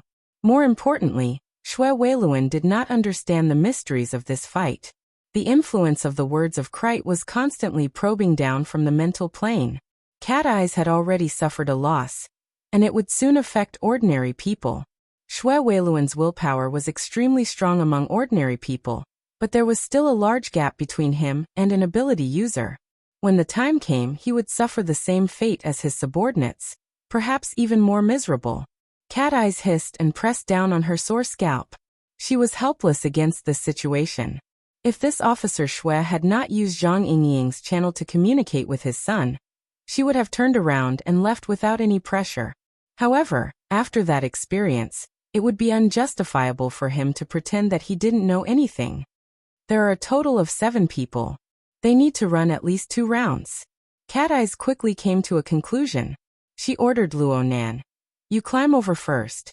Connect with white salt." She turned around to help as she spoke, but Luo Nan pulled her back. "Wait." Luo Nan's body suffused with a weak light the moment he spoke. For the fastest and most accurate novel reading, please visit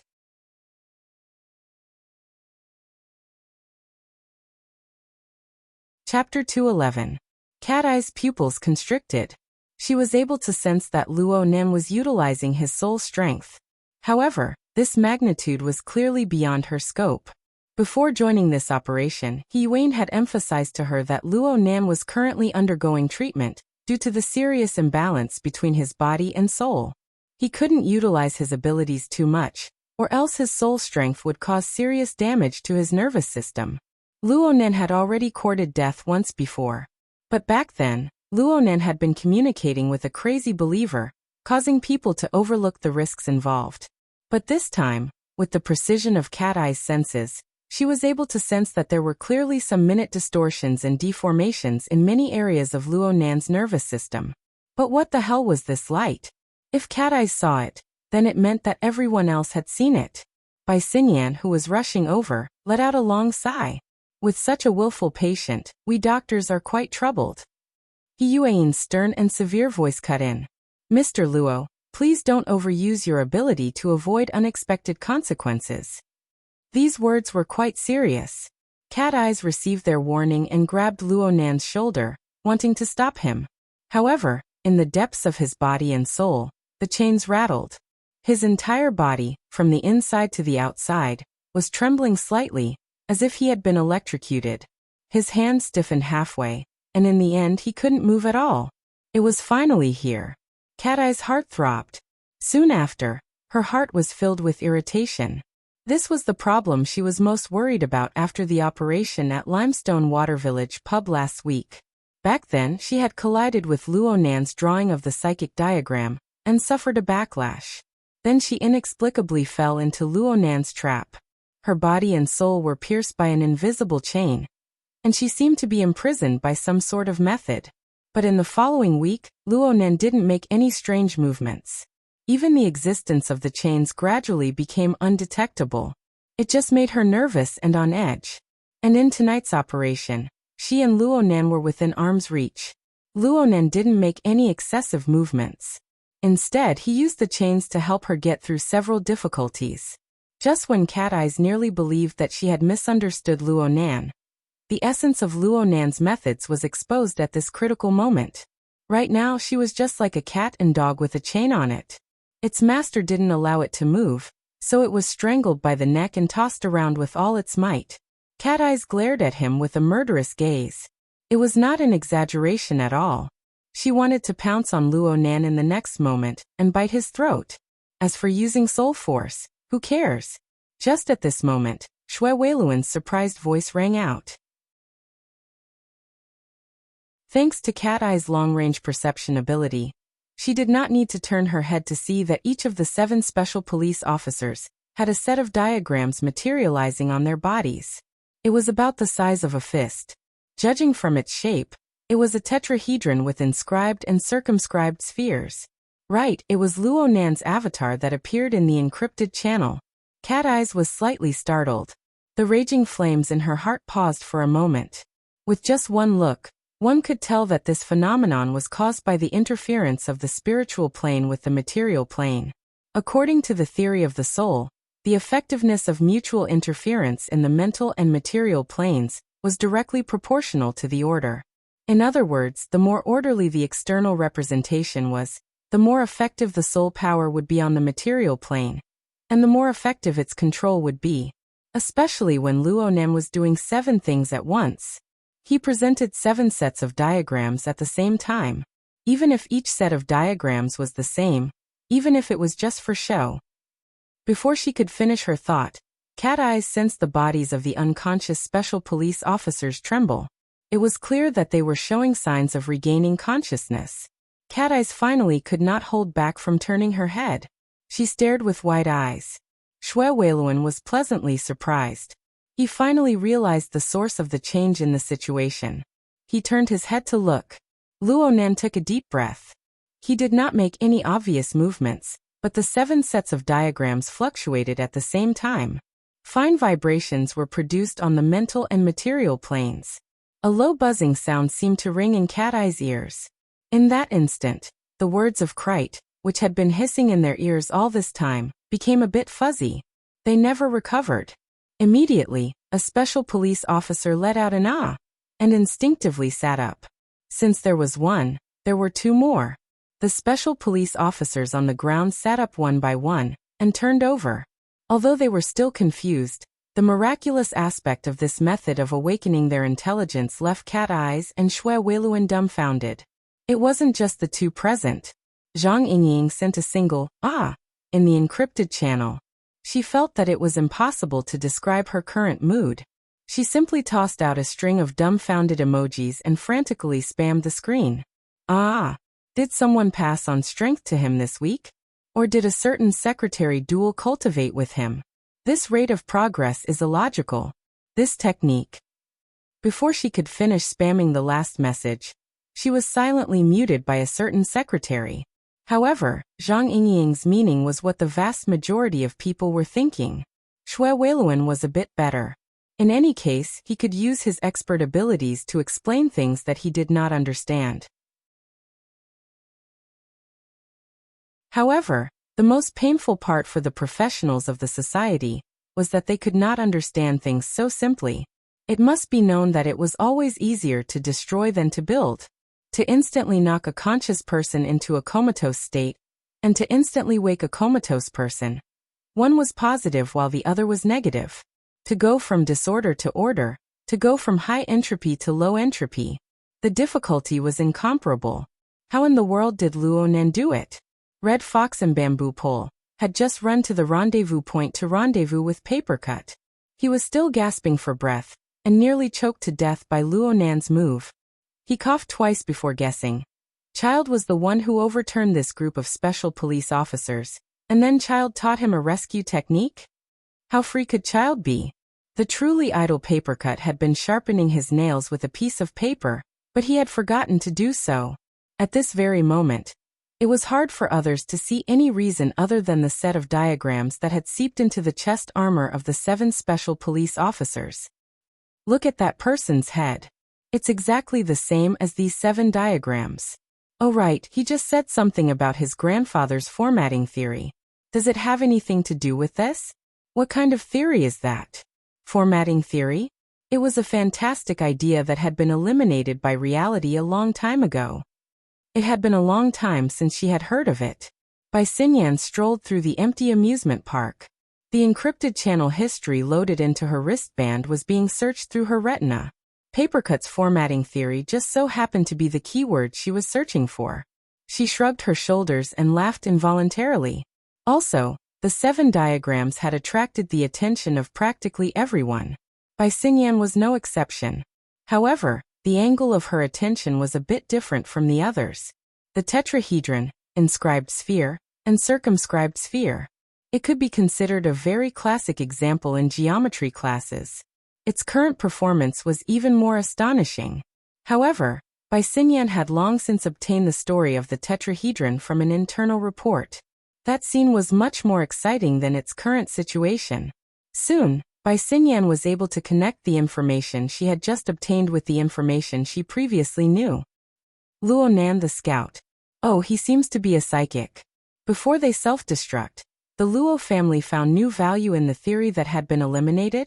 Bai Xinyan blinked her eyes, cutting off the information that was constantly refreshing on her retina. She stuffed her hands into the pockets of her windbreaker, pursed her lips, and walked forward at a moderate pace. Looking at Luo Nan's situation, he is only a step away from his final destruction. Oh, isn't this a bit too wasteful? For the fastest and error-free novel reading, please visit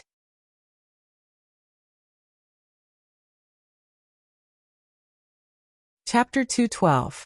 It's a doctor's professional ethics and morality. Bai Xinyan's lips curled into a mocking smile. She refused to let her train of thought continue. She had gained a lot today. What she needed to do now was to play a good role.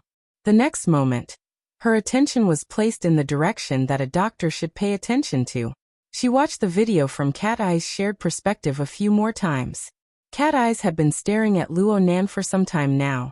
She could see that Luo Nan's cheeks, forehead, and other areas with dense nerves had a slight twitching sensation. His pupils had dilated and contracted. She could not see anything below his neck, but it was more or less the same. This was a sign that the nervous system had been strongly stimulated. At the same time, that very eye-catching layer of faint light blossomed from inside to outside. The corresponding power filled and supported these densely packed nerves, minimizing the destructive power brought by the strong stimulation of soul power to the greatest extent. Come to think of it, this was the fundamental reason why Luo Nan was able to use his soul strength without any misgivings. It was also a barrier that temporarily obstructed his path of destruction. Where was his luck? Bai Xinyan made a judgment with the eyes of a doctor. She immediately said in the encrypted channel, "Student Luo Nan's condition is pretty good right now. Is it thanks to Fairchild's punch?" "Yeah, that punch just now."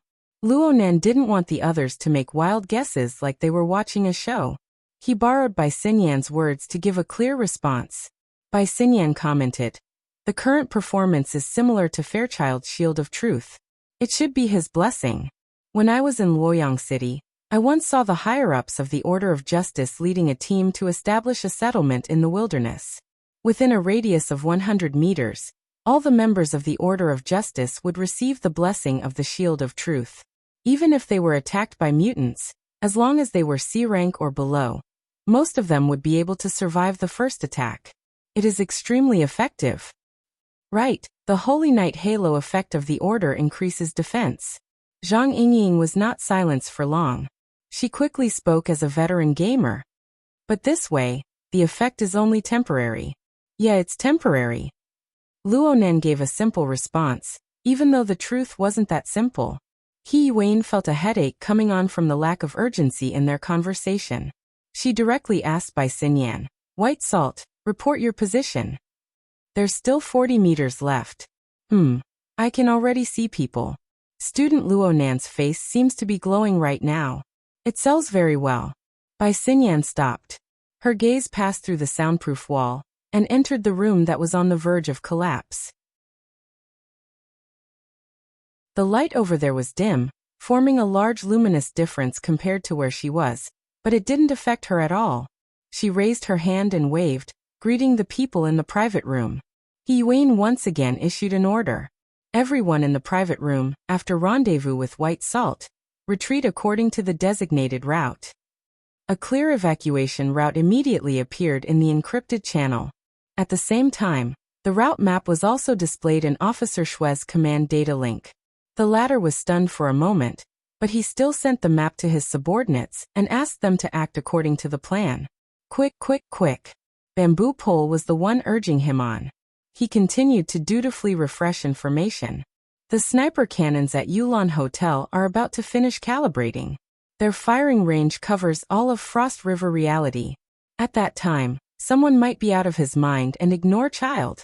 If the muzzle tilts up, we'll have to use a mop to collect your corpses. Get lost. I'm talking to you.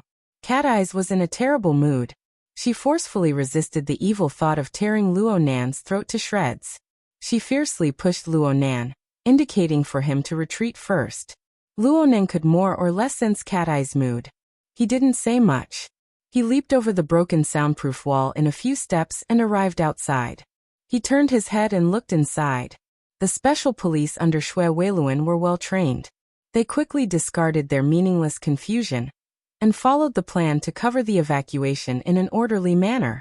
Their tactical movements were still standard, although they might not be effective. This is professional ethics. Bai Xinyan expressed her understanding of the special police's actions.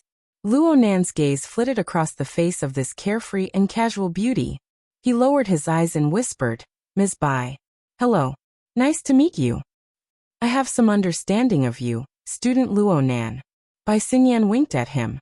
She looked very cordial and easy to get along with. However, Luo Nan did not forget the 2-hour assignment at the Frost River waterway that she had arranged earlier, not to mention the burner simulator that was closely related to it. Luo Nan was a bit wary of this beautiful lady. It was because of these thoughts that Luo Nan's gaze turned back and cut across the special police officers. The visualized diagram projected on the chest area of these people's exoskeleton armors had yet to dissipate. It must be said that Luo Nan's move was a bit too high profile. If this scene were to spread out, Yin Yongbo would have a rather unfavorable association with Luo Nan. Luo Nan also considered whether or not he should take back these diagrams. But at this time, a deafening rumble could be heard. The battle between Fairchild and Baze had entered an extremely intense state. The high-end immersion experience area of Frost River reality was rapidly turning into ruins. Fairchild still held an unshakable advantage on the material plane up until now. However, the range of effect of the words of Krite continued to expand. The special ability of the words of Krite to find fulcrums everywhere was too deceptive. Even Cat Eyes had fallen for it. Luonan thought for a bit. In the end he did not take back his blessing. He even added one to Shueweluan as a precaution. Bai Xingyan observed with interest. Then she asked, "This move of yours is a bit like our family's old Bai's awakening phonetic interest. It's not just a simple awakening. There's also the flavor of a high-end integration. The method is cautious. Is this a technique of formatting theory? Your family's old Bai?" Luonan was stunned for a moment. He then realized that Bai Xingyan was referring to her father, Mr. Bai. From this form of address, it was impossible to tell that they were not on good terms. At the same time, Luonan admired Bai Xingyan's eyesight. He really was using the visualized diagram to imbue the rhythm of soul breathing into everyone's bodies, giving them blessings. Bai Xingyan's description was extremely apartment. This kind of lady really gave people a lot of pressure. Luonan grew more and more unwilling to converse with Bai Xingyan. It just so happened that a miserable scream came from within the crowd. The scream was sharp and trembling. It was simply the pain of having one's stomach ripped out. Oh, perhaps this was not an exaggeration. Several special police officers had just withdrawn from the room. They hurriedly lowered the body they were carrying. The person's back touched the ground, and his entire body curled up into a ball. His face contorted, and his mouth gaped wide open. But this time no sound came out. All he could do was smear his face with tears, snot, and cold sweat. Huang Bingjin. It was hard to say whether this fellow had a good life or a bad one. In the end, he was brought out by the professional special police officers. But his current appearance was worse than death no matter how one looked at it. Bai Xingyan was the only one here with the qualifications to practice medicine. But she only swept a glance over Luonan before shaking her head. The words of Krite. Right now he's already a snake nest. He's also a type of human-shaped weapon. Perhaps some first ablatum is sizing us up through this person.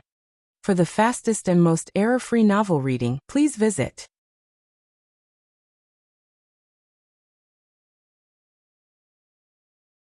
Chapter 213. The unbroken night rain seemed to have no intention of stopping. Instead, it seemed to be intensifying.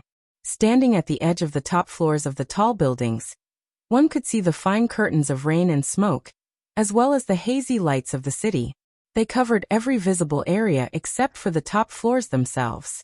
The top floors of the 3 buildings that supported Frost River reality were still wet, but there was no rain falling from above.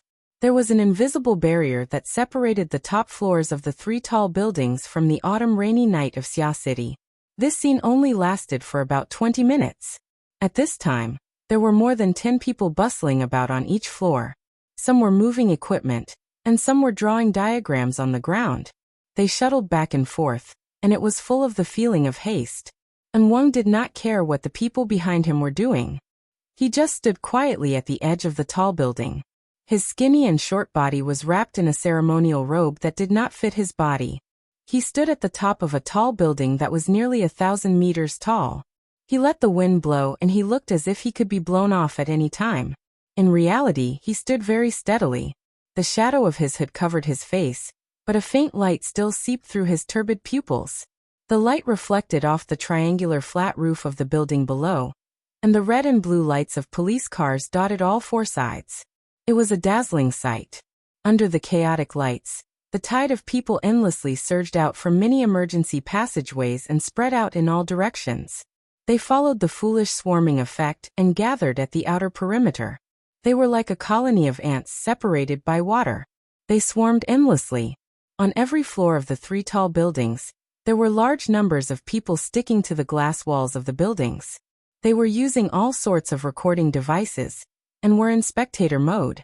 They magnified the emotions of panic, fear, and excitement. They turned into turbid clouds that were hard to see and blended into the autumn rainy night. And Wang's drooping eyelids nearly covered both of his eyes, but in reality, he was watching the roiling miasma with great interest. He savored the various subtleties within. Let alone a few minutes, he would not get tired even if he watched for an entire night. What's more, there was an even more interesting scene within the turbid clouds and miasma. Perhaps some first ablatum is sizing us up through this person. The conversation within Frost River reality was clearly transmitted back to him. And Wang laughed involuntarily. It was just as the other side said. He borrowed the snake nest and used his mental clairvoyance to sweep over the faces of everyone around him. One was the woman in the trench coat who had pointed out the snake nest, and the other was the young man who had been blessed by Child's escape of truth. They're all extraordinary people. His mouth moved slightly as he evaluated. The lady in the trench coat had good eyesight and knowledge, and the depth of her abilities was hard to fathom. The psychic waves projected by the snake nest were actually unfathomable. She was at least a B-rank combatant. As for that young man, before he could finish his thought, the scene displayed by the snake nest's psychic wave scan suddenly became blurry and distorted. Then it completely collapsed. It was obvious that the snake nest he had just built had been destroyed, and Wang was slightly startled. Following which, his shriveled lips slightly parted, revealing a gap that was like a black hole. It could be considered a smile, interfering with the operation of the words of Krite, not yielding an inch. Your soul power is impressive, and your spirit is full of vigor. Very good, very good. Just as Wang was looking at the scenery and judging the people, there was a black-robed man standing on the landing pad in the middle of the two roofs that were a few hundred meters away from the building he was on. These two were also wearing the attire of first ablatums, but they did not dare to leave their positions to view the scenery like in Wang. Instead, they were very solemnly arranging the people around them. Whether it was drawing on the spot or transporting equipment, they were all carefully arranged and compared. They could not afford to make the slightest mistake. However, as the arrangements gradually became more and more appropriate, the two first ablatums found it increasingly difficult to calm down. As experienced first ablatums of the order, they were both well-versed in the relevant knowledge and knew Child inside out. Of course, they could determine the odds of success in the upcoming conflict. The two of them communicated through the air for a moment. Finally, they could not help but ask Wang for instructions in unison. They walked on the mental plane that his subordinates could not perceive. The one in charge of communication was first ablatum Zhang Xiao, whose position was just below Wang's. Wang, setting up the formation this way is fast, but it's ultimately a stopgap measure. It's too hasty, and it's hard to see full effect. According to our current estimates, the chances of us three first ablatums killing Child, even with the coordination of the formation diagram, do not exceed 30%. This is too risky. Should we reconsider? Wang did not immediately respond. He extended his two hands. His muscles and bones were exposed, and they were speckled with spots. They were filled with the smell of age and decay. They were even trembling slightly. His thumb and index finger, which could no longer be extended, separated and pressed against each other. They formed a triangle, attempting to encompass all of Frost River reality. Why kill Child? Why kill Child? Wang asked again, haven't you had any doubts from the start of the operation until now? Or could it be that Child has ruined so many of your plans in Xia City over the years that you view him as an enemy? Is it only right and proper for you to take any action against him? The two first ablatums were somewhat dumbfounded. You were the one who proposed to kill Child, right? Now you're blaming us for not questioning, not speaking, and for seeking personal gain? Fortunately, Zhang Xiao had worked together with Wang for many years. He knew Wang's temperament, so he went along with Wang's tone and said, Wang, we actually have our concerns. After all, Child is an important figure on that side. He is the backbone of the most promising extraordinary. If things go wrong, the secular side and the truth side will completely shed all pretense of cordiality. This is something we do not wish to see. The two ends of the scale should maintain their distance. They should not interfere with each other and point fingers at each other. Wang adjusted the angle of his finger bit by bit, but he directly determined Child's nature. Therefore, Child is not of the truth side. He is just an extremist, a paranoid, and an executioner. There should not be a place for him in the order. Zheng Xiao's heartstrings trembled. So you want to eliminate him? This way, according to An Wang, dealing with child was not just a request from their side. Instead, it had to be done in a more complex and callous context. But if this is the case, we should have a better opportunity. We should have a more leisurely plan. An Wang responded calmly. In terms of probability, any plan against a powerful person like child has no more than a 50% chance of success. Other than meticulous planning, there is more of luck involved. Today's luck is good. The terrain, information, energy, and even an excuse are all in place. Why not give it a try? Give it a try? Zheng Xiao smiled bitterly. I'm afraid we can't bear the consequences if we don't succeed. If they did not kill the tiger, there would be endless trouble in the future. If they really angered child, it would lead to crazy revenge. The secular first oblatums would probably have to sleep with their eyes open. Just the thought of it made them go crazy. What consequences can there be? And one coughed twice and turned around. He slowly walked toward the area where the array had been set up. The gate of truth is about to open. Even if that paranoid person is alive, can he be distracted?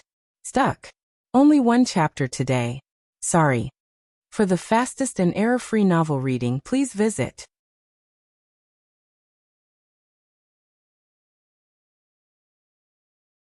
Chapter 214. Zheng Xiao was speechless for a moment. Only when An Wang was in position and the array diagrams on the 3 floors began to adjust and operate did Zheng Xiao come to his senses. Are you joking, An Wang? Currently, there was news circulating within the order that the gate of truth was about to open. It was said that one could see the true form of the holy relic, the scales of truth, through this mystical gate. They could unlock the highest authority and obtain supreme wisdom. As the first oblatum in charge of local missionary matters, Zheng Xiao knew very well that this was the product of some priests using the recent earthquake in Xia City as a guide to spread their religion.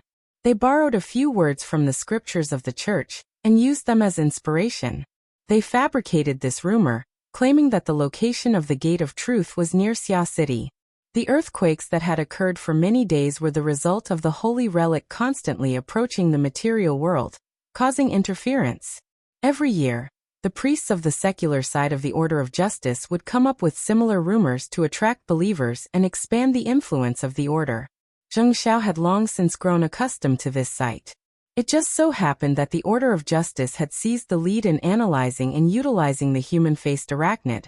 They had made considerable progress in their research, and were about to launch a new product of faith.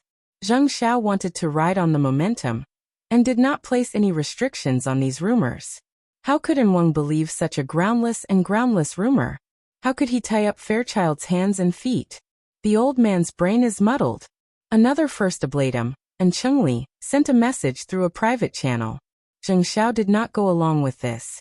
Although An Chengli's words were rude, he was An Wang's grandnephew. He usually put on an honest and upright face, and relied on insulting his own elders to get along with others. God knows what his own family members were saying behind his back. Plus, Zheng Xiao did not believe that there was a problem with An Wang's brain at all. An Wang was a secret-bound first oblatum, but he was older than 99% of the Heartseer first oblatums. It was just that he was too old when he received the revelation of the holy relic. His fleshly body could not bear it, limiting his accomplishments. Even so, the various priests, first seats, and even the Lord Archoblatum had to address him as An Wang. Over time, they even forgot his real name. An Wang had never disgraced this respectful title. Perhaps this old man, who was over 100 years old, had an unbearably decrepit body, but his understanding of the situation and his thoughts were clear and deep. He far surpassed these clear-sworn first oblatums. At the very least, Zheng Xiao was ashamed of his inferiority. He could not help but think further. Was there some deeper meaning in An Wang's words? Zheng Xiao recalled the relevant records. According to the Holy Bible of the Church, the opening of the Gate of Truth was the beginning of the change of the world. Last time, it was the aberrations that swept across the globe, completely changing the Earth's ecology and breaking the shackles of humanity's potential, bringing a revelation to the human world. The next opening of the Gate of Truth would undoubtedly change the direction of the human world once again. As for whether it would be prosperity or destruction, the canon did not specify. No matter what direction it took, how earth-shattering was this? If the news was true, then the upper echelons of the order would have exploded a long time ago. The first seat of the Sacred Hall of Justice, the various illuminating First Ablatums, the High Ablatums, and even the elusive Lord Archiblatum would have pushed aside all obstructions and gathered in Xia City. A storm had already surged in this place. How could the current situation be the same? Oh wait. If it was the Gate of Truth, if Xia City was truly in turmoil, what benefits would the Order of Justice gain? As the saying goes, pull one hair and the whole body moves. If such a huge scene were to occur, would they just wait for the government, the military, the ability user society, or other financial powers to share the fruits of their labor? Zheng Xiao suddenly shivered as his thoughts reached this point. Although he was wearing a thick black robe, his entire body still trembled unconsciously. This was not fear, but the sudden excitement and pressure. "And Wang, are you saying that the Gate of Truth really exists? Is this true or false?" And Chengli forgot to push Zheng Xiao in front of him to block the arrow. He could not help but interject. "Why isn't there any news from the upper echelons? Even if there was news, it wouldn't be for people of your level to know." Zheng Xiao had always suspected that Wang knew that his greatest strength was his self-awareness. That was why he transferred him over to form a team with Chengli, a young First Ablatum whose ambitions exceeded his abilities. However, even though Chengli had 1,000 faults, his brain was not stupid. He immediately fired off a barrage of questions. "Wang, did the Lord Archiblatum have a sacred decree? If the Gate of Truth is truly about to open, do we have a grasp on the time and place? Could today's matter be just a reason?" Yes, could it be just a reason?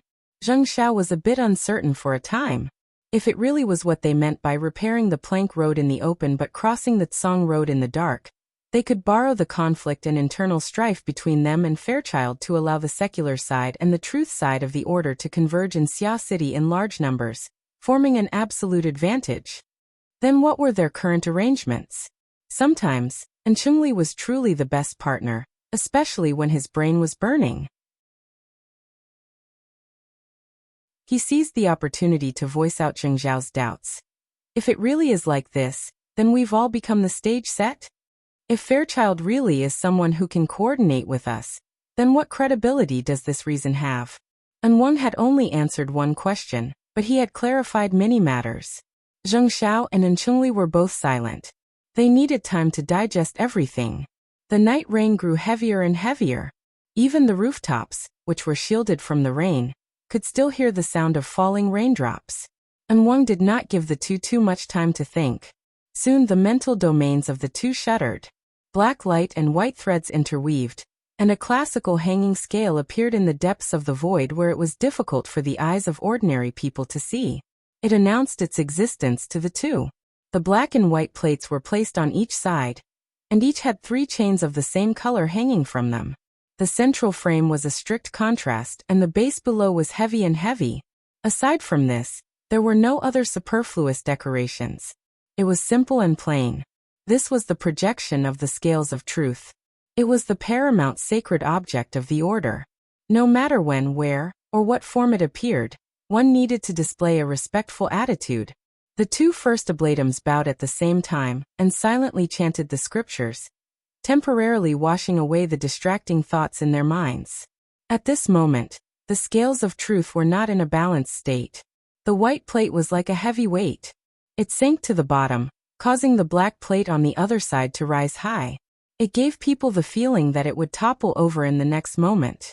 This unbalanced state was often the starting symbol of a powerful incantation of the order. Every method after that was to bring the unbalanced state back to a balanced state. They would obtain inconceivable and mysterious power in the process. However, the state of the scales of truth this time was somewhat strange. The white plate that sank was completely empty. At the very least, no heavy object could be seen. On the contrary, there was a small snake the thickness of a chopstick on the other side of the black plate.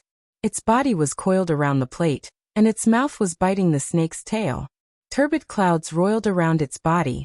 This little snake biting its own tail was the materialization of the words of Christ. It symbolized the negative power of pain that they controlled within Frost River reality. It was also the only counterweight that needed to be constantly adjusted in the later stages of the game to achieve balance. However, from the looks of the unbalanced state, its weight seemed to be rather insufficient. It seems that the operation of the words of Krite is not smooth. Actually, Zheng Xiao wanted to ask which sacrifice was placed on the truth side, the white plate. And Chengli said, the absorption of the Krite is constantly being disrupted. Could it be that the ability users inside are up to no good? And Wang declined to comment. Let's take a look. For the fastest and most error-free novel reading, please visit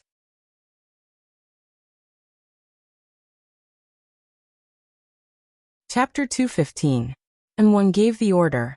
Whether it was Zheng Xiao or Chengli, both of them had to instantly gather their thoughts and take their respective positions. At this time, the equipment on the roofs of the 3 buildings had already been installed and turned on at the same time.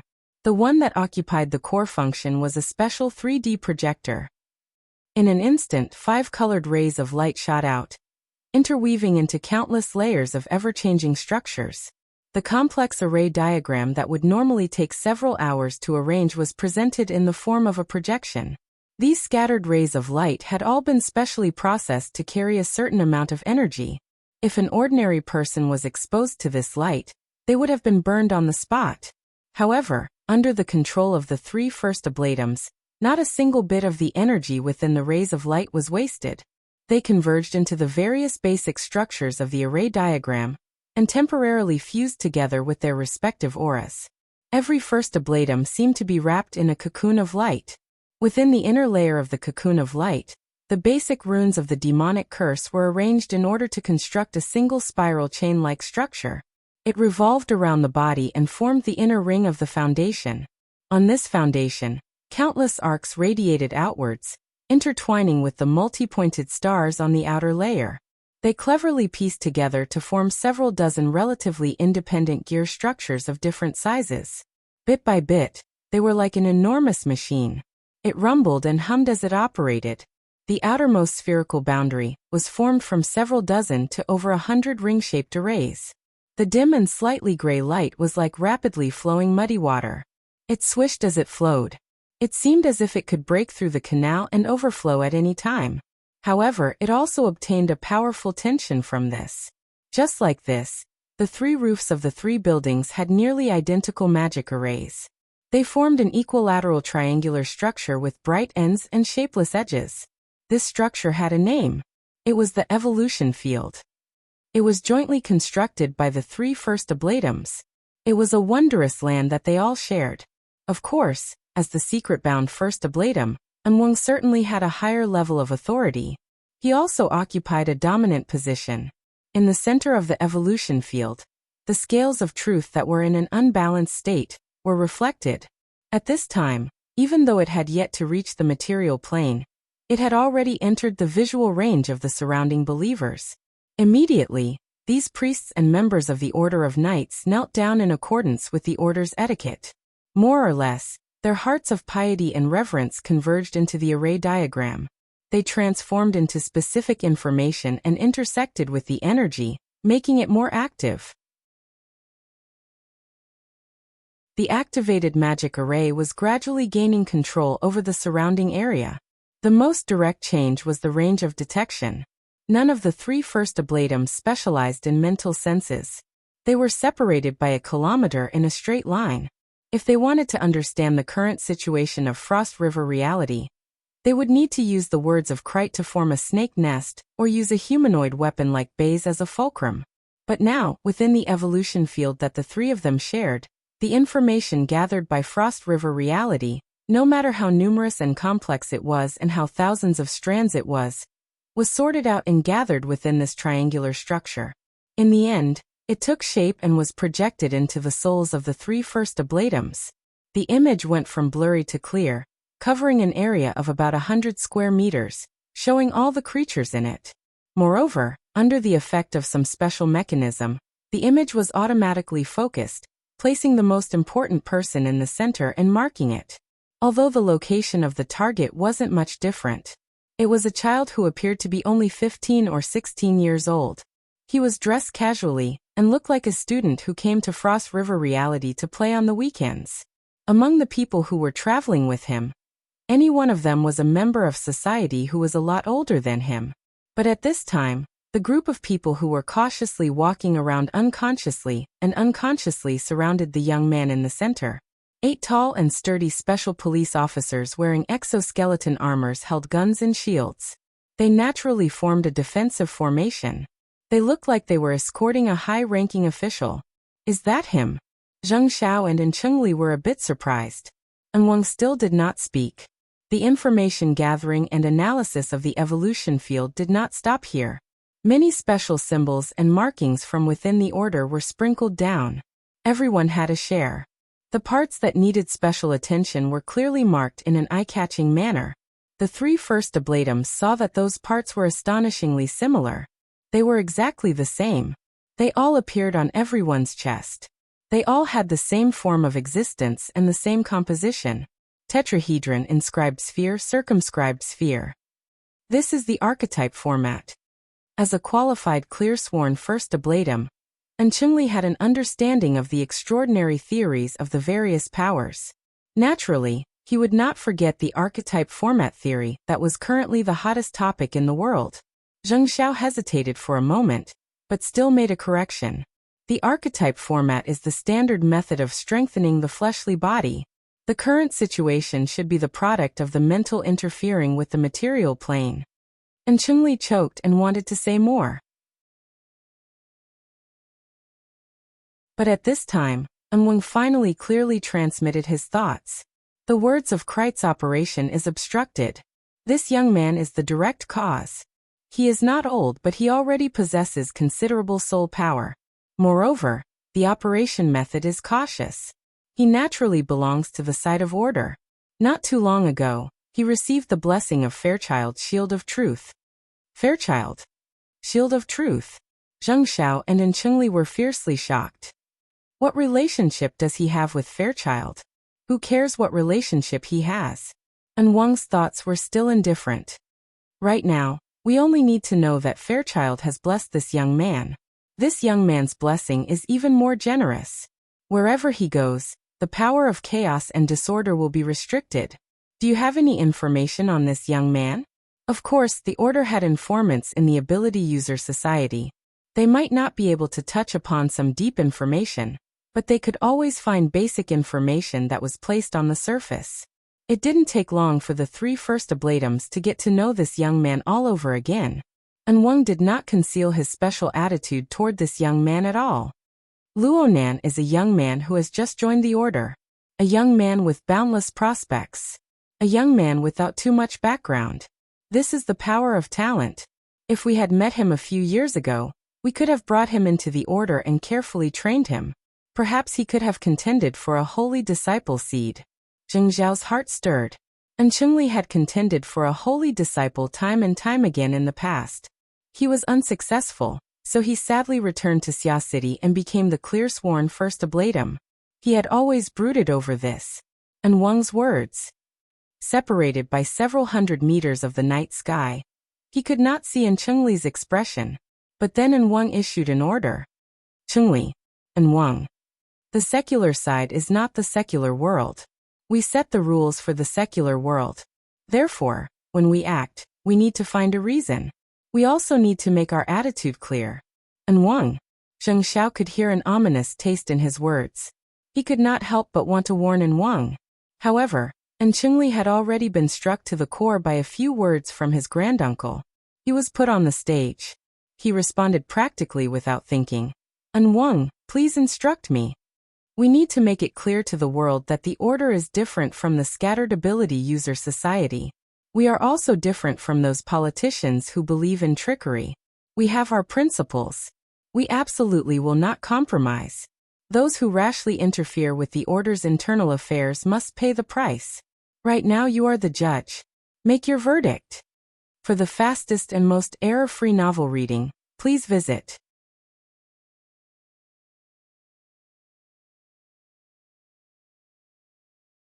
Chapter 216. Ever since Luo Nen walked out of the room, he did not feel too good.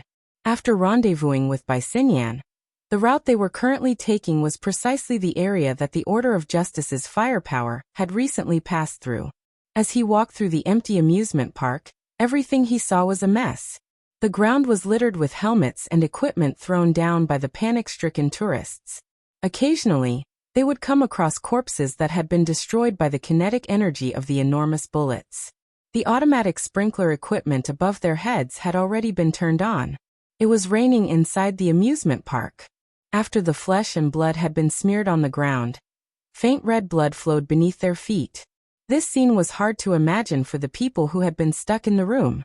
At the very least, Luo Nen never imagined that he would see Frost River reality like this. At this time he had to constantly repeat those meaningless words. Yes, don't worry. I'm fine. I'm really fine. I'm with the special police. I'm very safe. Don't worry. The person talking to him was none other than Mo Chiu, whose legs had already turned to jelly.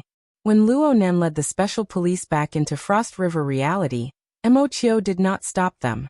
He was considering that Luo Nen was acquainted with the police officer. If Luo Nen could establish a good relationship with Luo Nan, it would be easier to plead for leniency for Mo Peng and the others, who knew that a dozen or so minutes after entering the amusement park, news of a terrorist attack and the special police being knocked down would spread. Then came the sound of gunshots. All of Frost River reality was in an uproar. Mo Chiu and the others were brought to the periphery by the chaotic flow of people. They wanted to contact Luo Nan, but no one picked up their calls. Mo Chiu was so shocked that his soul left his body. Then he considered that if he were to continuously call Luo Nan under special circumstances, it might bring trouble to Luo Nan. He was in a dilemma, tormented to the point of insanity. Finally, Luo Nan noticed the missed call on his wristband while he was moving from the room. He dialed it, and Mo Chiu's burning chest finally cooled down. Once a person's pressure was released, it was inevitable that they would chatter endlessly. Luo Nan patiently chatted with Mo Chiu for a few rounds. From this, he gained some understanding of the situation outside. After the so-called terrorist attack, the police set up a blockade around Frost River reality and evacuated the surrounding citizens. Everyone believed that the police would quickly rush into Frost River reality to control the situation. But who would have thought that after gathering hundreds of people, the police were still hesitating at the periphery? They only sent some combat robots and unmanned aerial vehicles to enter. From time to time, they would rescue a few trapped citizens or carry them out. If this chapter is not finished, please turn the page. Apart from a few corpses, there was no other movement, causing many people to be dissatisfied. Luo Nan nodded when he heard how the police handled the matter. Yes, this is correct. Frost River reality was currently enveloped by the power of the Order of Justice's words of Krite. Any living creature that entered would likely be reduced to a snake nest, becoming a helper for the Order of Justice. The police had obviously been instructed to do so. Mo Chiu didn't understand. Nanster? Luo Nan had no way of explaining these things to Mo Chiu. He just said, Mo Peng and the others have already been taken to the police station, right? That way they'll be safer. Third brother, you senior sister Xiaolin, senior sister Tian, and the others should quickly retreat. The further the better. I just heard from an insider that this group of terrorists might be carrying weapons of mass destruction. Oh! Don't speak carelessly like this. Xue Weiluan heard Luo Nan spouting nonsense and hurriedly stopped him. Luo Nan made an apologetic gesture to Xue Weiluan and continued to explain to Mo Chiu. I'm following the special forces. I might evacuate in another direction. You guys don't need to worry about me. Just go as far as you can. Also, don't tell your family about this for now. Do you think that's possible? Mo Chiu laughed bitterly in the end. Right now the cameras of the entire world are pointed at you guys. Luo Nan ended the call with Mo Chiu. He could not help but imagine the rescue and corpses that Mo Chiu spoke of. An indescribable feeling of discomfort assaulted him once more. He could not help but let out another sigh. Xue Weiluan saw that Luo Nan had ended the call and walked over to remind him a second time. Luo Nan, it's true that you are an expert, but your family members are not. Their endurance is different. You can't guarantee that they won't spread the news outside and be used by others. Luo Nan just wanted Mo Chiu to take this seriously and quickly retreat. Comparing the words of Krite to a weapon of mass destruction was not too out of line. However, Xue Weiluan was an elder. Luo Nan obediently complied when he said this. Xue Weiluan had only said this out of professional habit. Actually, he had seen Luo Nan display the miraculous protective diagram technique and associated it with this young man's identity as an expert. It was inevitable that he would have some misgivings. Xue Weiluan saw that Luo Nan was still able to maintain the respectful attitude of a junior.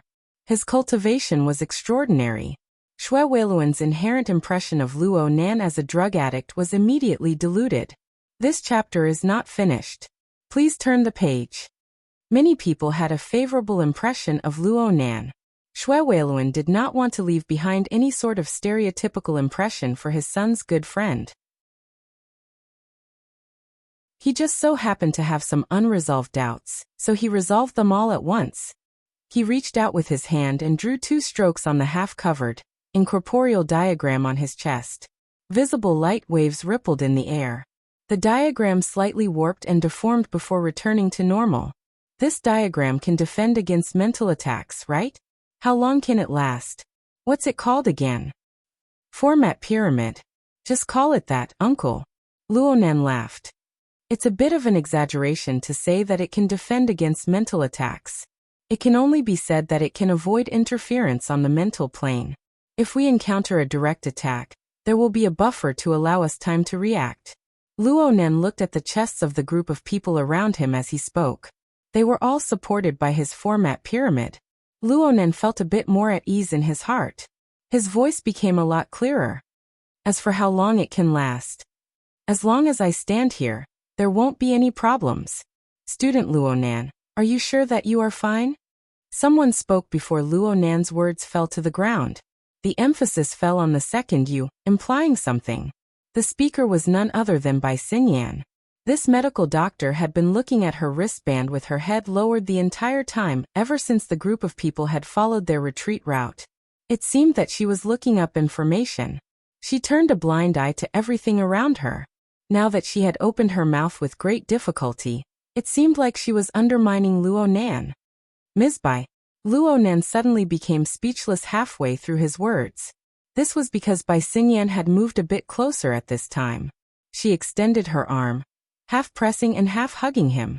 She wrapped her arm around his shoulder and walked forward just like that. Her posture was ambiguous, drawing the sidelong glances of many people to the side. Luo Nan clearly knew that Bai Xinyan didn't mean it that way. But when Bai Xinyan's arm wrapped around him, their bodies pressed together, and he felt the indescribable softness on his shoulder. His body unconsciously stiffened. Light touches qualified. Huh. And then Bai Xinyan not only wrapped her arm around his shoulder, she even used her other hand to lightly pull his neck. She looked at the back of his ear and the side of his neck. The warmth of her fingertips seeped into Luo Nan's skin, and the throbbing of Luo Nan's blood vessels and nerves were fed back to her by her fingertips. There's only one update today. The next update is tomorrow morning at around 8 o'clock. Last month, I lost my moral standing. I suffered the wrath of heaven during the holidays. I'm working overtime and I'm stuck. Fat woman has a problem at work. It's a complete mess. I don't dare to say anything. I need to find my rhythm first.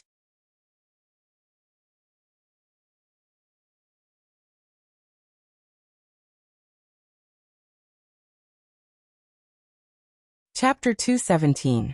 Hey, are you going to take another bite next? Zhang Yingying couldn't help but shout. Bai Xinyan and Luo Nan were doing shady deals through Cat Eye's shared perspective. The members of the society in the encrypted channel could all see it clearly. In the end, Luo Nan was thin-skinned. He instinctively wanted to struggle when he heard this, but Bai Xinyan's finger on his neck suddenly felt warm and then cold. The speed of the change was so fast that Luo Nan might not have been able to tell if it wasn't for his training in the Frost River waterway and his sensitivity to heat and cold sensors. It was because he was able to tell clearly that the two completely opposite stimuli made him shiver uncontrollably. At this moment, the other hand that landed on his shoulder blade also began to exert force. It was fine at first. It was just a simple pressure. But later, even with the support of the shield of truth, Luonan felt his muscles, bones, and skin move under by Xingyan's fingertips. The pain assaulted him, and he couldn't help but frown. Ms. Bai. Hey. Luonan nearly jumped up in the next moment because Bai Xingyan's finger, which had been on his neck, suddenly slid down along his collar to touch his chest. Wow! A wave of exclamations filled the encrypted channel. The vigilant special police officers couldn't help but look over. Even though Bai Xingyan was a great beauty who could make one's heart beat faster, Luonan couldn't stand this routine. His right shoulder was pressed down, and his arm was powerless. He could only raise his left hand and firmly press down on Bai Xingyan's slender hand that had slid down to his chest through his clothes. But when he raised his arm and bent his elbow, the tip of his elbow collided with Bai Xingyan's body behind him. It seemed to have collided in the wrong place. Luonan's body froze again. And at this time, Bai Xingyan's laughing voice rang in his ear. Pressure, pain, and temperature are all fine. Nothing abnormal can be seen in your body. Your movements were automatic, and your sense of balance was very accurate. Not bad. As she spoke, Bai Xingyan pulled away from him as if nothing had happened. It was as if nothing had happened. Only now did Luonan realize that Bai Xingyan was doing a functional test on him. But what did she mean by doing this all of a sudden? I just looked up some information. Targets that receive the support of the Shield of Truth will have a substantial increase in defensive power. But if they endure it for a long time, they will often have problems afterward. This chapter is not complete. Please continue. Dislocation of muscles and bones, nerve damage, and other symptoms. Research believes that the power of the Shield of Truth, while supporting the structure of the human body, also creates distortions. Or perhaps it numbs the senses of the person receiving the blessing, making it impossible for them to accurately grasp the limits of the body.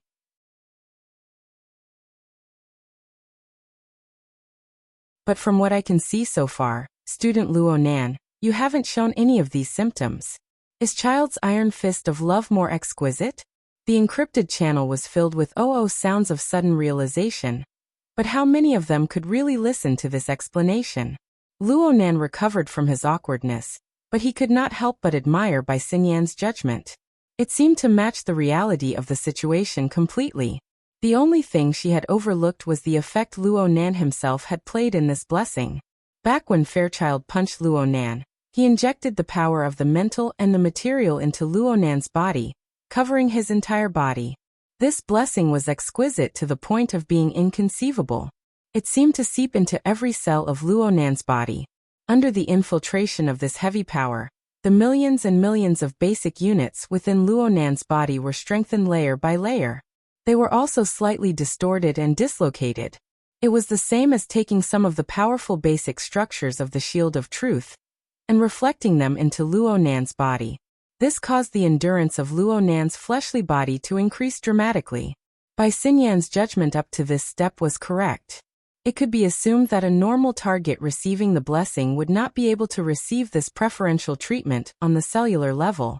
However, the reason why Fairchild's strength exertion was so exquisite and only strengthened on the basic level was to give Luonan room for further control. Any other person would be stupefied for a period of time when faced with the exquisite structure of the Shield of Truth. It was already quite good for Luonan to follow the rules and regulations. However, Luonan had just received Fairchild's demonstration not too long ago. He was not clear on the particularly subtle details, but he could not be clearer on the basic concepts. Therefore, when Luonan unleashed his soul strength, he very naturally and very boldly utilized these basic structures.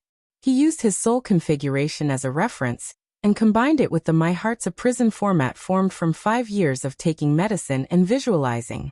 He underwent a second transformation, constructing a configuration outline that was more suitable for him. Luonan was still making fine adjustments to this configuration outline up until now, in order to seek a more harmonious and consistent state. Naturally, such precise operations would not cause the state shown in Bai Xingyan's data to appear. Only. This chapter is not finished. Please turn the page. Unfortunately, this sort of adjustment was temporary. It was a temporary transformation under the blessing of the Shield of Truth. Once the effect wore off, it would return to its original state. This point was similar to what Bai Xingyan had said. Luonan already understood Bai Xingyan's intentions, but her method still made Luonan brood over it. The heat on his face had yet to completely fade. He spoke a bit louder in order to conceal it. I just said that there's no problem. I was the one who asked White Salt to confirm it. Mr. Luo, don't blame her. He Yuan was the one who responded. Moreover, it was not in the encrypted channel. It was a direct sound wave transmission. Luo Nan was a bit stunned. He raised his head to look forward and saw He Yuan, still dressed in her professional attire. She stood within the hazy mist that sprinkled down from the ceiling. She bowed slightly to him. Her body was still dry and cool under the cover of the mist. It was as if there was an incorporeal power isolating her from external contamination. However, when her gaze pierced through the mist and arrived at his side, Luonan clearly felt a thin layer of haze hidden within her originally clear and bright pupils. It was hard for Luonan to be angry at this female secretary who had always given him selfless assistance. He shook his head, but He Yuan spoke before he could say anything. My next mission will be a bit more troublesome. If Mr. Luo can temporarily possess a stronger endurance after receiving the blessing of the Shield of Truth, he will be able to fully display his abilities. This will reduce the difficulty of the mission by quite a bit. Luonan's eyes lit up. He was just about to ask when Zhang Yingying was even more excited than him in the encrypted channel. Oh, are you going to start scribbling? Wait a bit. I'll be right there. Hey, it looks like you didn't bring that black book. Do you want me to find a pen and paper, a flexible screen, or something? There's a supermarket right next to me. Leicester, go. See if there are any high-end brands. Take 2. Shuelei, who was traveling with her, was certainly embarrassed. It was quite a while before he faintly replied. Are you really going to take them? Luonan was also baffled. Zhang Yingying had an even more excited appearance than him. What the hell was going on? However, He Yuan rejected Zhang Yingying's conjecture. No. What I need right now is Mr. Luo's all-encompassing perception and long-range strike abilities.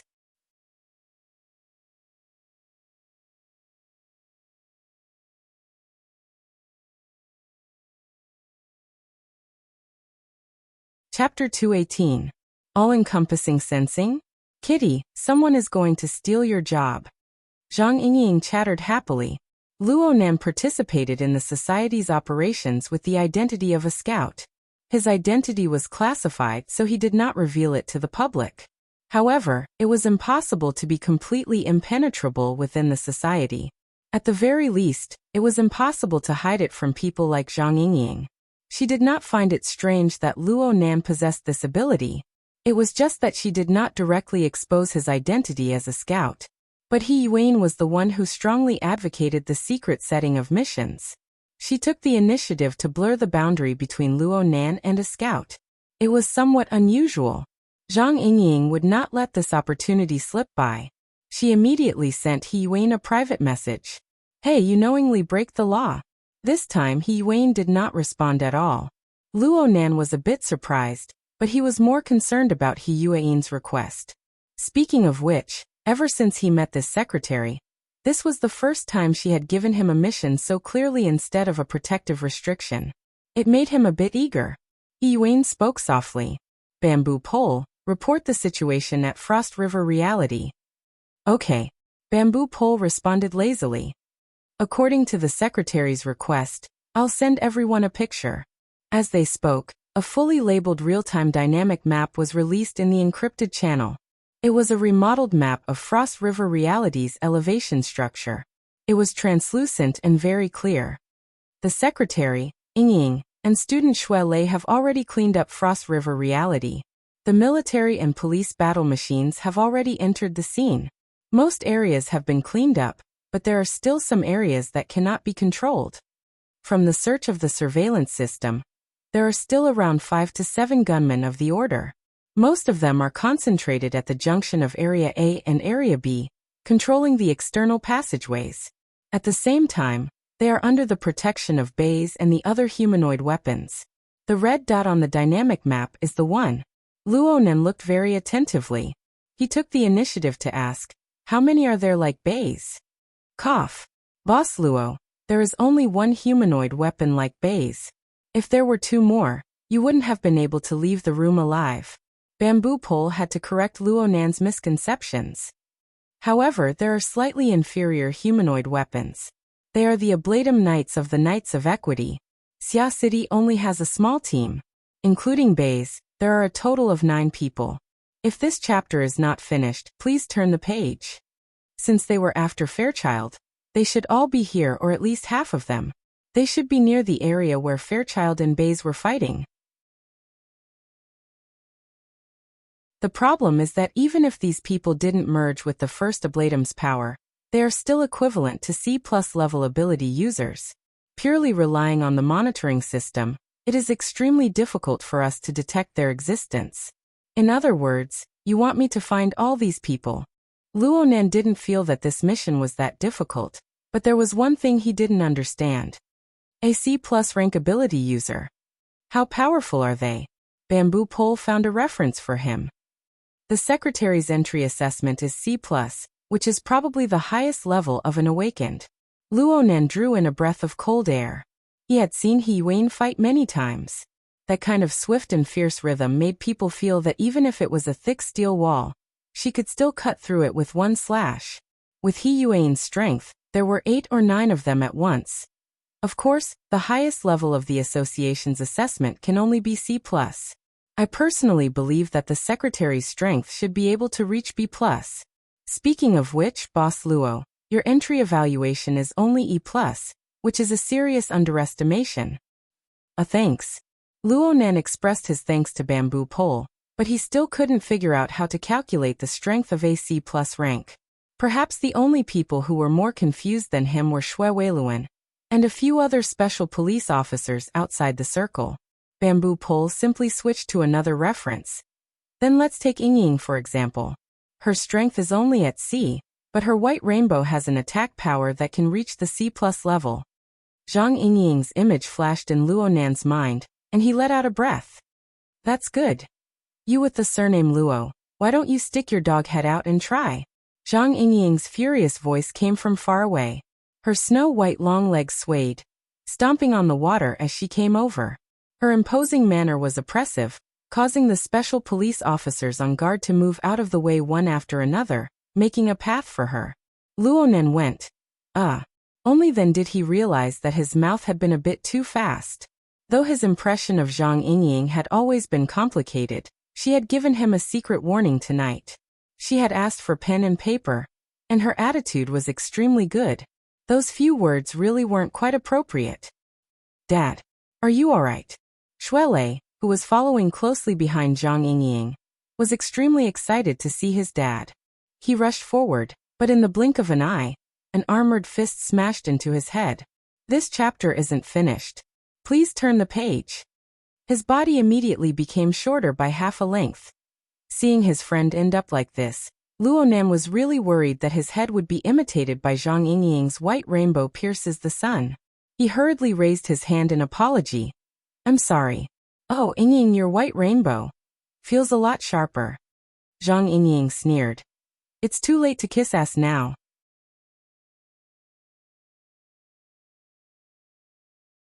Luo Nan spread his hands, feeling a bit helpless. The heavens took pity on him. He really was speaking the truth. When he looked over just now, he discovered that Zhang Yingying's cloud ribbons, which flowed endlessly on her body, had never been so clear and transparent since he met her. It was as if there really was a stream of flowing water winding around her body, reflecting a cold light. Because of this change, he nearly spilled the beans just now, exposing the fact that he could look directly at the white rainbow. He was able to guess that Zhang Yingying should have made a breakthrough in her abilities in the past week. That was why such an obvious change had appeared. She had just made some progress, but she was denied by a single sentence from him. Anyone would be anxious. Luckily, Shuelei couldn't stand his father's lecture at this time. He came over with a face full of dirt and grime to take refuge, indirectly covering for Luo Nan. He came up and gave Luo Nan a heavy hug. Nanster, thank you so much. I just heard my dad say that it's all thanks to you being there. Actually, Uncle has always been taking care of me. Luo Nan's attitude was naturally different towards this friend of the same age who got along well with him. He had experienced life and death together. He patted Shui Lei's thick shoulders and sighed. Uncle was right. Leicester, you really shouldn't have charged in. How's senior sister Xiaolin? She's not from the same world. Shui Lei took 2 steps back after the hug, revealing a depressed expression. These are her exact words. Sigh. Shui Lei still wanted to say something, but he turned his head to look at the surrounding environment and the various people. In the end, he could only smile bitterly. No matter how he tried to argue, it all seemed pale and powerless in the face of ironclad proof. At this time, Bamboo Pole coughed a few times in the encrypted channel, asking for attention. Everyone, the small talk and such is enough. I haven't finished talking about the situation here. Red Fox, who was next to Bamboo Pole, came back to his senses at this time. Hey, what are you saying all this for? Do you really want to fight the secular side? Go through fire and water with Fairchild? Don't you see that there are plenty of routes to retreat from? Haven't you guys stayed long enough in that damned place?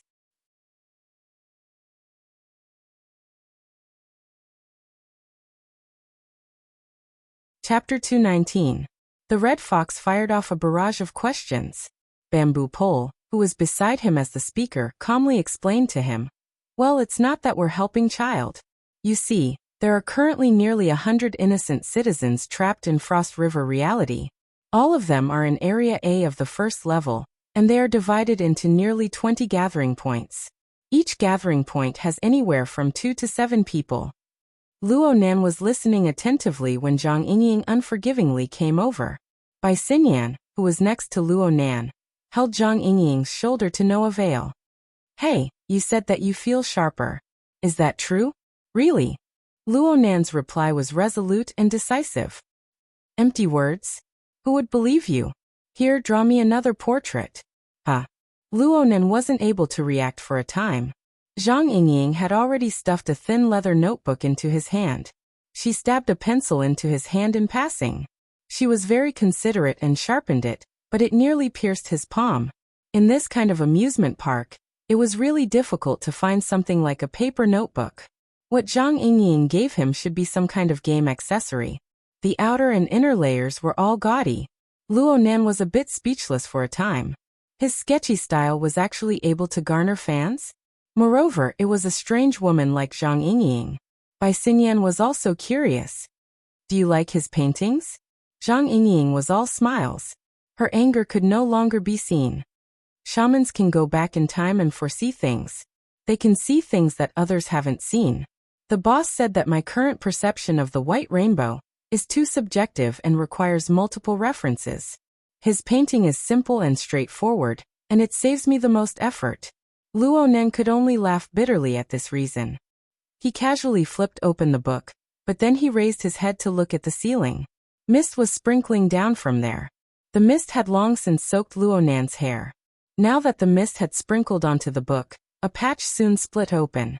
Zhang Yingying rolled her eyes and didn't make things difficult for him. After this, you have to give it to me tomorrow. Do you have mine? Bai Xinyan joined in the fun. From beginning to end, Luo Nan still held a bit of vigilance against this person. He could only lower his head and smile, putting on an introverted and shy appearance. However, his attention was quickly drawn to Bamboo Pole's explanation. The existence of nearly 100 citizens is a headache. Currently, the Knights of Equity have no plans to capture any hostages. However, they are not prepared to let anyone out either. If this chapter is not finished, please turn the page. Bamboo Pole then played a video, which showed that the gunmen were guarding the exit. As long as a citizen tried to escape, they would shoot through their legs with light weapons, leaving them to scream and groan. It was a very cruel scene.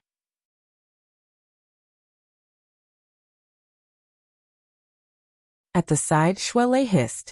He was very uncomfortable with this scene and couldn't help but mutter, "Isn't this a hostage? They're just building a snake nest." Bamboo Pole adjusted the screen so that everyone could see what was going on. Those who tried to escape, after their legs were pierced, became the best carrier for the words of Krite. The pain they suffered increased by several times, but they couldn't even faint. They could only struggle and scream, letting the invisible viper slither in and out. Soon, they were on the verge of death. The screams and struggles were also releasing a huge amount of negative psychic waves, affecting the trapped people who were not injured but were dominated by fear and panic, causing them to spread to the snake nest. The more densely packed the snake nests are, the more the Order of Justice's first ablatum can display their abilities to the fullest. The distance restrictions they face are also smaller. According to past intelligence, if you want a humanoid weapon, like Base, to operate at full power, 3 snake nests around him is the standard. If you want to add other ablatum knights, it would at least double the number. Speaking of which, it was a very correct choice for you to bring that rich second generation over. Boss Luo's format pyramid is also very powerful. Bamboo Pole was referring to Huang Bingjin, who had fallen back into a coma. Luonan had added the format pyramid to Huang Bingjin's body, suppressing the effects of the snake nests. Luonan received praise, but he didn't feel any joy. Shuelei couldn't bear to watch the cruel scene of mental torture on the monitor screen. Luonan was the same. Plus, this sort of scene triggered the bad feeling he had before. It made him feel uncomfortable from the inside out. Red Fox ridiculed at this time. So the play has changed. It has changed to a world-shaking rescue? I say, is childishness contagious? One devilish brat is enough. Luonan felt bad. He had been inexplicably implicated. His heart was even more vexed. He took a deep breath and suppressed the pain in his finger. It turned out that he had unconsciously exerted strength in his hand. In the end, he broke the tip of the pencil, and the sharp point pierced into his finger. At this time, Zhang Yingying spoke in the encrypted channel. Hey Fox. Enough of your squeaking. The Order of Justice wouldn't scare you to this extent. This chapter is not finished. Please turn the page. They were originally on the same side. Who would have thought that Zhang Yingying would go back on her word? And so would Bamboo Pole. Red Fox was already in a bad mood. Now that he was angry, he spoke without restraint. I'm sorry, but I really wasn't scared by the Order of Justice. I was scared by my pig-headed teammates. The Order of Justice does things without the slightest scruple. They are one of the big 3. If they can do something, they can handle it. No one can do anything to them.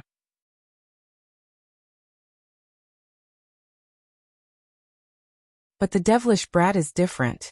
He doesn't even know the basics of choosing a battlefield. He wants to play with a big scene. What human-faced arachnid, Fairchild? Words of Krite. His tempo is flying. You guys aren't afraid of getting your faces blown up when playing with explosives, but I'm afraid of getting shit blown up. Look at these innocent civilians. Didn't they get hit by the explosion? Zhang Yingying flew into a rage. Fox, don't go too far. Red Fox's words were far too incisive. Luonan really did forget to breathe for an instant. He just instinctively pulled out the tip of the pencil from his finger, letting it fall into the shallow water on the ground. His exquisite perception inexplicably locked onto the entire process of this tiny object's fall. This included its flip, its entry into the water, and the tiny ripples it created. Luonan used this method to distract his mind and enjoy a moment of tranquility. But by the time his attention returned, the boiling heat in his chest became more and more unbearable. He wanted to follow this burning emotion and argue loudly. He wanted to denounce Red Fox's stubborn and unreasonable attitude. But in the end, he did not say a single word. He just lowered his eyebrows and retracted his eyes. He carefully limited the range of his mental senses to a range of 10 meters. Layer by layer, he expanded outwards. 10 meters, 20 meters, 50 meters. Soon the range of his mental senses surpassed cat eyes. It continued to expand outwards. As the range of his mental senses rapidly expanded, the flow of information pouring in from the outside increased exponentially. The feedback of this information was not like the simple soul configuration, which could realize the convenient conversion of energy and information. The information had to follow the functional mechanism of the human nervous system and pass through specific neurotransmitters and various other forms of stimulation. The information had to be transmitted in an orderly manner, advancing layer by layer. Only then could the information finally fuse into the center of the brain and form a complete picture of all-encompassing perception. During this process, The structure of the human body would inevitably undergo an absolute test. In a few breaths of time, all sorts of detailed information about the environment of Area A of Frost River reality rushed toward Luo Nan like a rising tide. There was a loud rumble.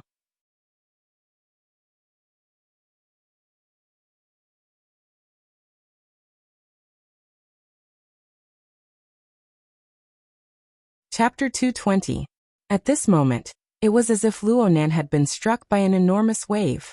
His ears rang in an instant, his eyes were dazzled, and even his skin was a bit numb. However, his endurance was different from before. His mental plane was stable from beginning to end.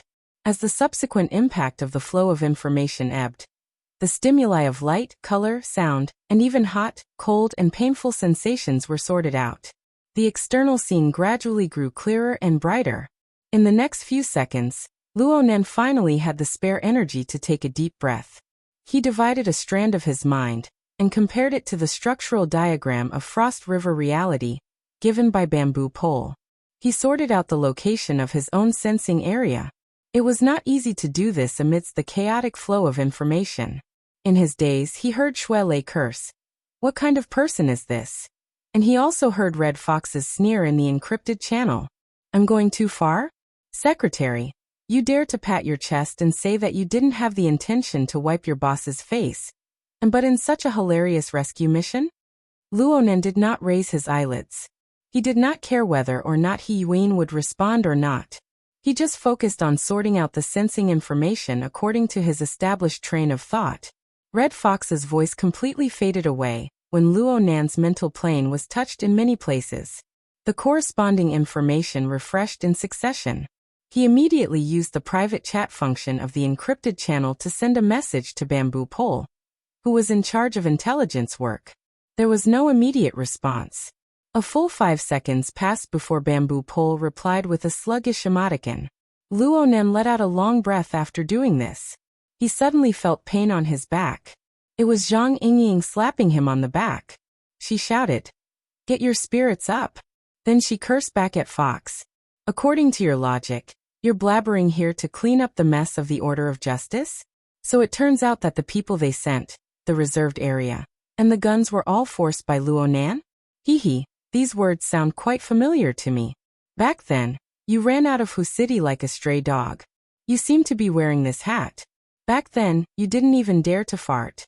Now that you have the chance, why don't you seize the moment and throw this smelly thing at someone else?" At the support point, the Red Fox was infuriated after being exposed by Zhang Yingying. He had committed the most basic of mistakes. He immediately opened his mouth and roared into the channel. "It's easy for you to talk. Why are you playing with double standards? Do you want to F***king bet on what kind of faces those people from headquarters will have? Maybe we don't need to go too far. Let's watch the news tomorrow. What kind of attitude will Xia City's government and the military have? Bet that you'll run away again."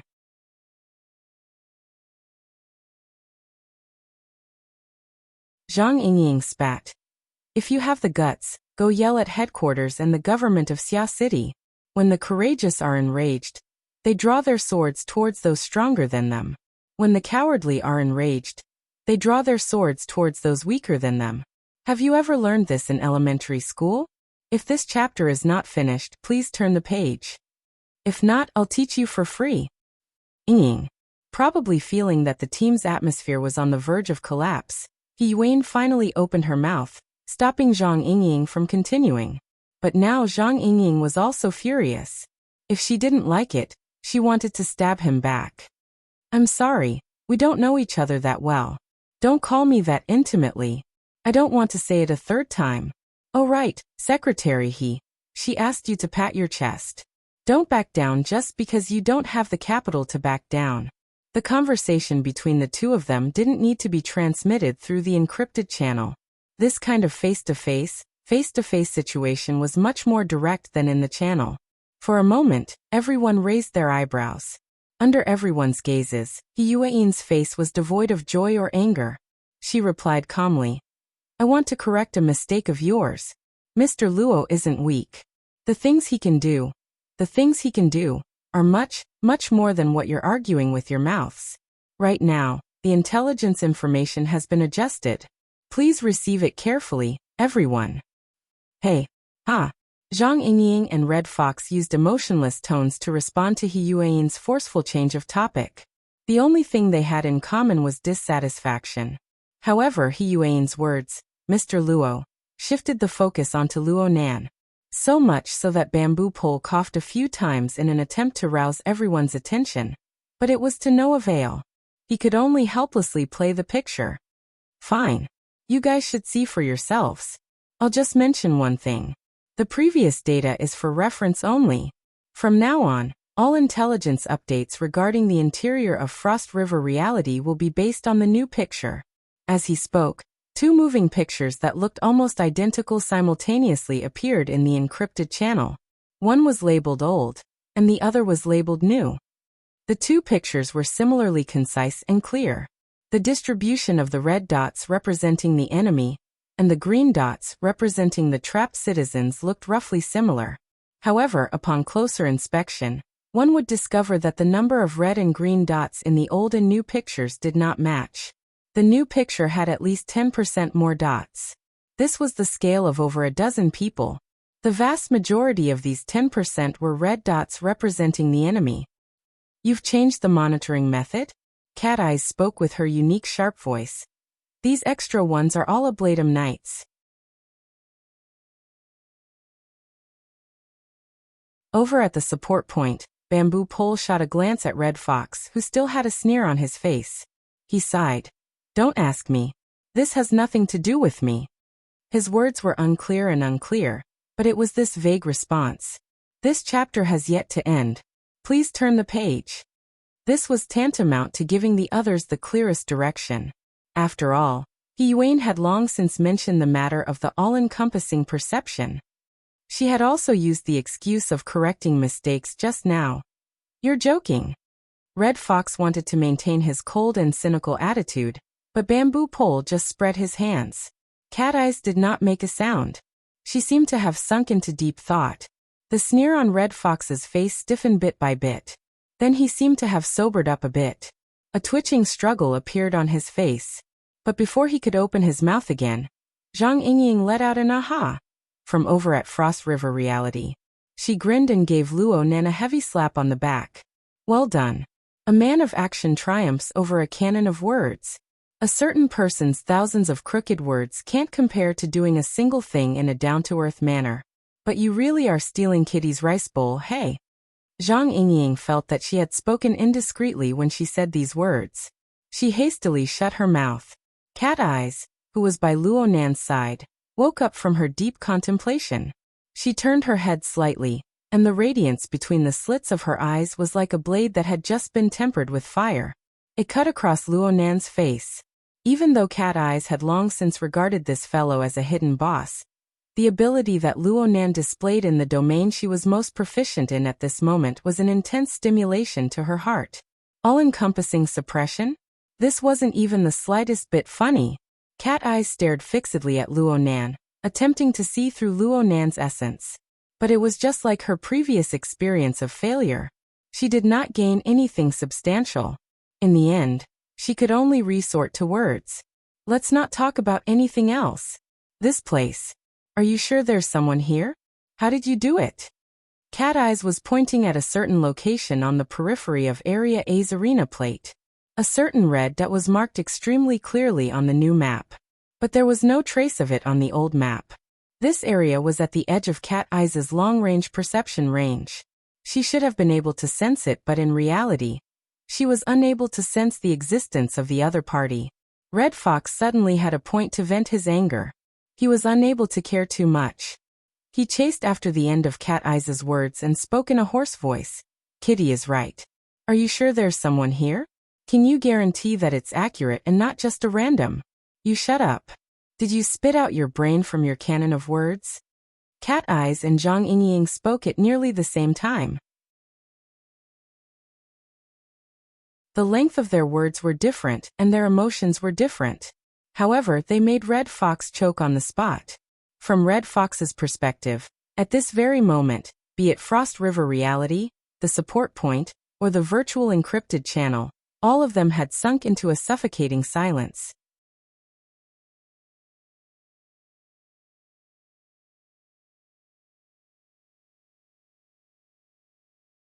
Chapter 221.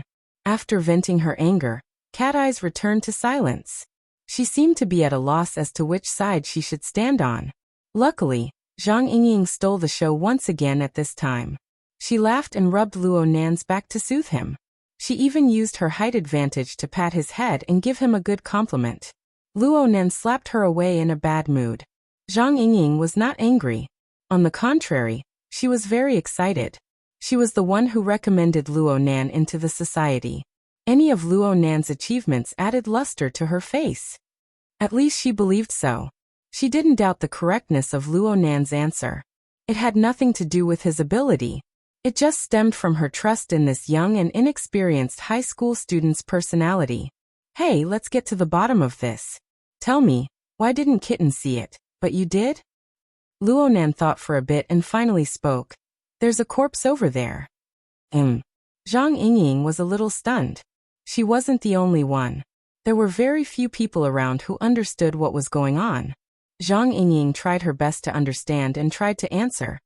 You are saying that the Ablatum Knight over there disguised himself as a corpse, so Bamboo Pole and Kitten escaped? Luo Nan nodded. This is too. Zhang Yingying was simply speechless. Though Luo Nan was able to see a corpse 50 meters away in such a complicated environment was already quite amazing. What kind of lousy reason was this? Could this be the legendary 1,000 gold formula of the Jianghu?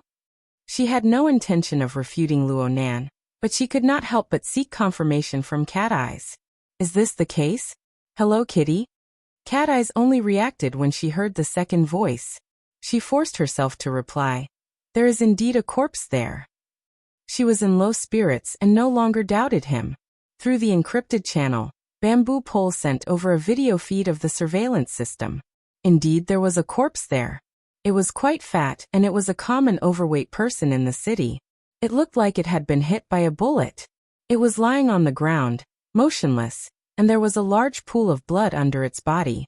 Judging from the amount of blood loss, the chances of survival were slim.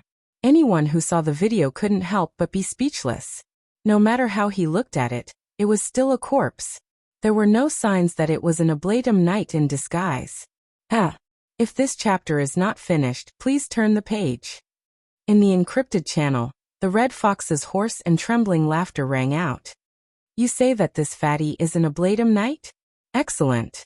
Those who have seen the information on the Order of Justice, raise your hands. Which of the 9 Ablatum Knights of Xia City has such an appearance? For a moment, no one responded. The Red Fox's voice suddenly became louder. Or does Boss Luo believe that we should never let our guard down against any humanoid object?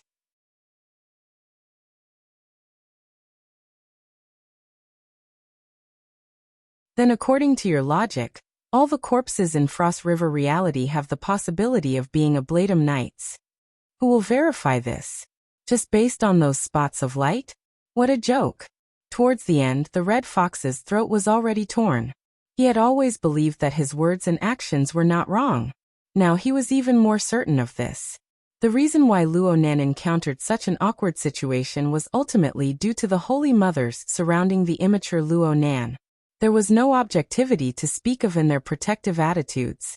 More than once, he had the urge to turn around and leave this goddamn operation team so that he wouldn't be labeled as a coward.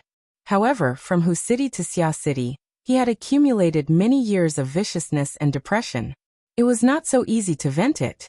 With this anger, even if his head was broken and he bled, he would still argue this matter clearly. Bamboo Pole looked at Red Fox's expression and felt bad for him. He wanted to mediate the situation, so he reached out a hand and pressed down on Red Fox's shoulder. Fox, listen to me. Including you. Red Fox forcefully pushed Bamboo Pole's hand away. His bloodshot eyes glared fiercely at Bamboo Pole. Is your brain full of shit? You let a little kid say whatever he wants to say? You don't care about right or wrong at all. You just applaud a post-processing GIF? Bamboo Pole sighed again and spread his hands. Fox, you need to calm down and think. Cold my ass. Red Fox gave Bamboo Pole a thumbs up, pointing downwards. Then he took a deep breath and grabbed his lapels with both hands. He shook the red jacket that represented his honor and reputation. He grinned and laughed once more. How about this? If you guys aren't doing it, then I'll do it. We'll make this bet.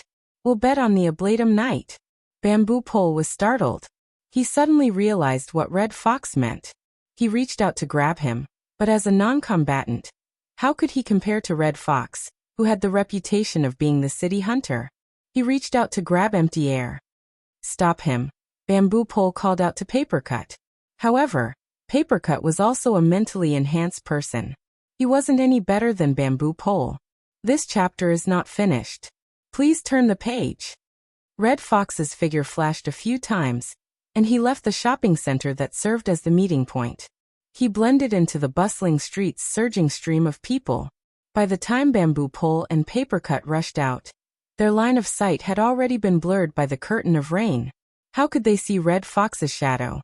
Didn't you guys say that I only knew how to shoot my mouth off? I'll show you right now. Red Fox's lips curled into a cold smile. He walked toward the most chaotic area of the city center tonight with large strides. Red Fox, don't do meaningless things. You can't be reasonable, so you want to throw a tantrum? 2 messages consecutively appeared in the encrypted channel. The first was He Yuan's words and the second was naturally Zhang Yingying's. These 2 words were spoken at nearly the same time. Immediately, He Yuan's unprecedentedly stern gaze pierced over. Even with Zhang Yingying's usual lively temperament, she instantly choked. Just as Zhang Yingying was about to counterattack, Bai Xinyan moved closer to her ear and said, "Hey, you can't force people to extremes." Zhang Yingying opened her mouth, but no sound came out. She had been reminded by Bai Xinyan. She discovered that Red Fox's state wasn't too normal. It was to the extent that he seemed to be smashing a broken jar. Was this necessary? At this moment, Red Fox's hoarse voice entered the encrypted channel. Then explain it clearly, Miss Secretary. Explain it clearly to me. What is the meaning? What is the meaning of this damned night? Red Fox continued to use the low-level error method to communicate. He simply didn't care about the strange gazes cast by the people around him. After he cursed loudly, he laughed at himself in a hoarse voice. Since there is no meaning, it doesn't matter what I do. As his voice fell, his footsteps sped up a bit. The support point was actually closer to Frost River reality than the Yulon Hotel. He secretly exerted strength in his legs. As he spoke, he saw the triangular flying ship surrounded by spotlights and police lights in the distance. In front of him was a stream of people retreating from Frost River reality. Their footsteps were either fast or slow. Their expressions alternated between fear, panic, excitement, and curiosity. Red Fox did not dodge or evade. He charged into the stream of people. His hands were in his pockets. He used the most relaxed method to advance against the flow of people. His arms and shoulders brushed against each other several times, but they did not affect him in the slightest. It was a very familiar feeling. These ignorant faces were no different from those in Hu City.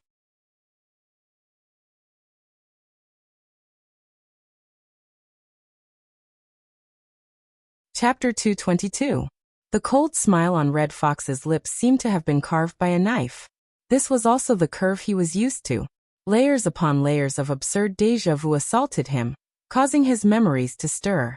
It seemed as though a long time ago, it was also a city like this, a night like this, a stream of people like this, and himself like this. However, there was no triangular spaceship in front of him.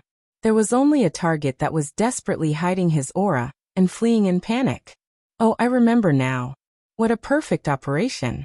A group of friends and colleagues who were as outstanding as him had used 10 days and nights to lay out the plan. They had executed every step perfectly, and he, the urban hunter, had delivered the final blow. In the most bustling city area, not a single innocent citizen had been harmed. He had calmly killed the target, the so-called fanatic who had tortured and murdered women and children as sacrifices to the evil god in the name of preaching. Filthy blood had splashed onto his jacket, but it was like a wantonly spilling of champagne. At that moment, all the participants had cheered excitedly. Most of them were young people who had just passed the society's entrance assessment. There were very few awakened ones among them. However, they had used a strict plan and a high level of execution to grind down the target's capital layer by layer. They had created various favorable situations and finally, they had perfectly killed the fanatic with B-rank strength. And then? What happened next? The church had unscrupulously wreaked havoc in Huqing. The list of participants had been leaked, and they had singled out names to kill. In a few short days, more than half of the young people who had participated in the operation had died. What had the society done during this period of time? The headquarters had given them an evaluation and reprimand that they had acted without regard for the consequences. The branch had given them a safe haven ticket that was equivalent to an expulsion order. Their former comrades and good friends had gone on a closed-door training trip. Those who had luckily survived had run out of Huqing like dogs. They had hidden in the wilderness and scattered in all directions. Now that they had contacted him, there was a 90% chance that they would not respond. They did not know where they were, and whether they were alive or dead. This was the F*King ending. The stream of people parted in front of Red Fox. Countless blurry faces that seemed familiar flowed past his shoulders. His mood had inexplicably entered a wondrous state of tranquility. He could even crack a joke. Distance to the target is 856 meters. Estimated time of arrival is 90 seconds. Everyone can raise the stakes. However, if anyone dares to touch my gambling equipment, I will fight them. The encrypted channel was silent. It was just like the night before he had fled Huqing. The corners of the Red Fox's lips twitched.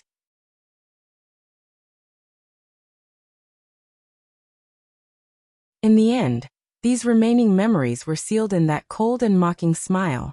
At this moment, Red Fox had already arrived at the outskirts of Frost River reality. There was still a large crowd of onlookers here. As the police cordon expanded outwards, they reluctantly retreated backwards. Among them were some media reports that were unable to occupy a good position. If this chapter is not finished, please turn the page. The personnel were trying to squeeze a path against the flow to get closer to the scene. As for the three surrounding buildings, the flashing lights were like twinkling stars. Occasionally, they would synchronize and illuminate the entire area in a deathly white. It was a perfect graveyard. Just as the Red Fox was about to cut into the crowd, a new message slid into the encrypted channel. It was still from He Yuan. Our attention shouldn't be on a corpse. The Red Fox was startled when he heard what was said. His brain spun a few rounds before he finally let out a laugh. I knew it. To hell with a Bladem Knight, to hell with broken corpses. This is simply the biggest rubbish joke. Hey. Within Frost River reality, Zhang Yingying's eyes were wide open. She raised a finger and pointed at He Yuan. She wanted to berate her with a few words, but her gaze unconsciously turned to Luo Nan. Luo Nan's eyes were still drooping as he stood solemnly and silently. He did not have the calmness of having the pearl of wisdom in his hands, nor did he have the panic of having his scam seen through. Red Fox laughed in a low voice. Miss Secretary, are you saying that you want to fold up and admit defeat? Have you asked for the boss' opinion before saying these words? Mr. Luo, Boss Luo, won't you say a few words? It was as if Luo Nan did not hear anything. He did not respond at all. Zhang Yingying could not hold it in any longer, but Bai Xinyan hugged her neck. Her actions were intimate, and she did not allow Zhang Yingying to say anything. Red Fox did not receive a response. His smile grew even wider, but his voice became even more hoarse. Good. Very good. Your ability to wipe your face and butt is truly amazing. Is there any meaning in doing this? Is it to forcefully slap my face? Or is it to let this scammer off the hook? He Yuan spoke calmly. Isn't this what you want? Red Fox was simply speechless. Are you trying to be funny? He Yuan sighed imperceptibly. This has nothing to do with being funny. I am just trying to bring your attention back to a more practical level. For example, your mistakes, your logical errors. You are unreasonable. At this moment, Red Fox simply had the urge to smash the hexa ear. But then, a familiar voice resounded in his ears. If we really do discuss this matter with the order of justice in the future, what will we be? The first wave of cannon fodder? Or will we be used as scapegoats? It's you who hasn't seen headquarters morality. The matter has already blown up.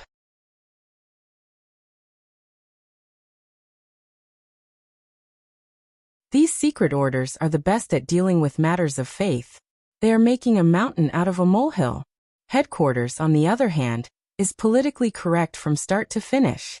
Red Fox finally realized that this was his voice. It was his original words, just slightly edited. The original meaning had not changed. This chapter is not finished. Please turn the page. He could only sneer at this. What? You want to report this to headquarters? Go ahead. I was harmed once in the past. I have experience. It doesn't matter if I do it a few more times. Wayne still took out the edited version she had made at the last minute. The next part of the speech was even closer. It was also the beginning of Red Fox's falling out with everyone. What human-faced arachnid, Fairchild, words of Krite. The tempo is flying. You guys aren't afraid of getting your faces blown up when you play with him. I'm afraid of getting shit blown up. Look at these innocent citizens. Didn't they get blown up? The Red Fox was preparing for her next counterattack, but when these words suddenly entered her ears, her blood suddenly surged and her face flushed. As the sound waves shook her eardrums, the mocking and sharp tone was like a knife that pressed into the tip of her heart, grinding back and forth. He was in pain and annoyance. He opened his mouth, wanting to speak, but his throat was inexplicably filled with the echoes of blown up, blown up. It was so solid that he could not spit out half a word. Only now did Yuan's voice enter his ears. My code name is Secretary, but Luo Nan is not my boss. None of the people here have known him for more than 2 weeks. Luo Nan is a rookie who just entered the society. Whether it is in the mortal world or the inner world, his life experience can be said to be lacking. The chances of him making mistakes and stirring up trouble far surpass the rest of us, especially since he has the ability to make a big deal out of it. But me Ying bamboo pole.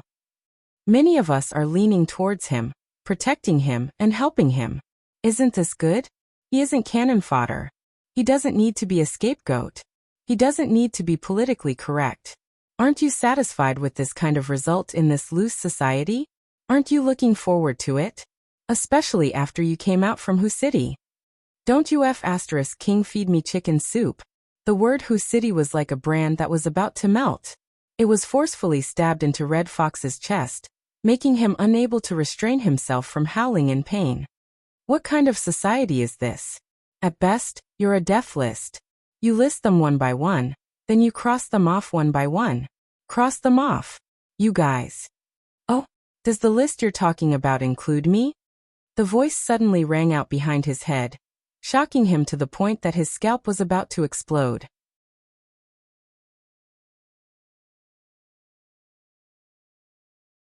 Even though Red Fox's emotions were at their most intense, his instincts still helped him turn his body and pull apart some distance. Only then did he turn his head. But he was stupefied on the spot in the next moment. A meager middle-aged man wore a well-ironed formal attire that would only appear at formal banquets. He wore a bow tie around his neck as he stood amidst the chaotic stream of people. The man smiled at Red Fox. The corners of his eyes, which were half covered by his retro glasses, rippled with light fine lines due to his smile.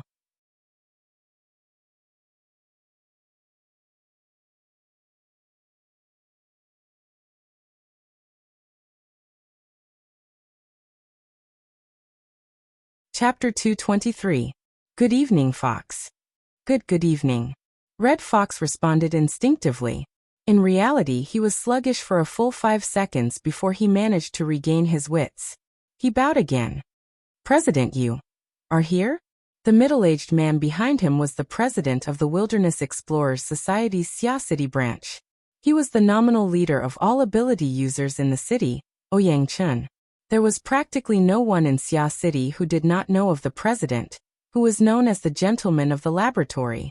If one wanted to find the president, one had to knock on the door of the laboratory on the 13th floor of the Shangding Triplex building. Especially after the Hexaear came out and the gradual perfection of the psychic wave network, Ouyang Chun took on the roles of chief engineer, operating officer, and administrator. He spent all day adjusting the network, solving bugs, or carrying out service refinement and in-depth research. Many people suspected that their president Ouyang would not take a single step out of the building for 24 hours a day, 365 days a year. The formal attire he wore had not changed for many years only because he appeared in public at a pitifully small number of formal meetings.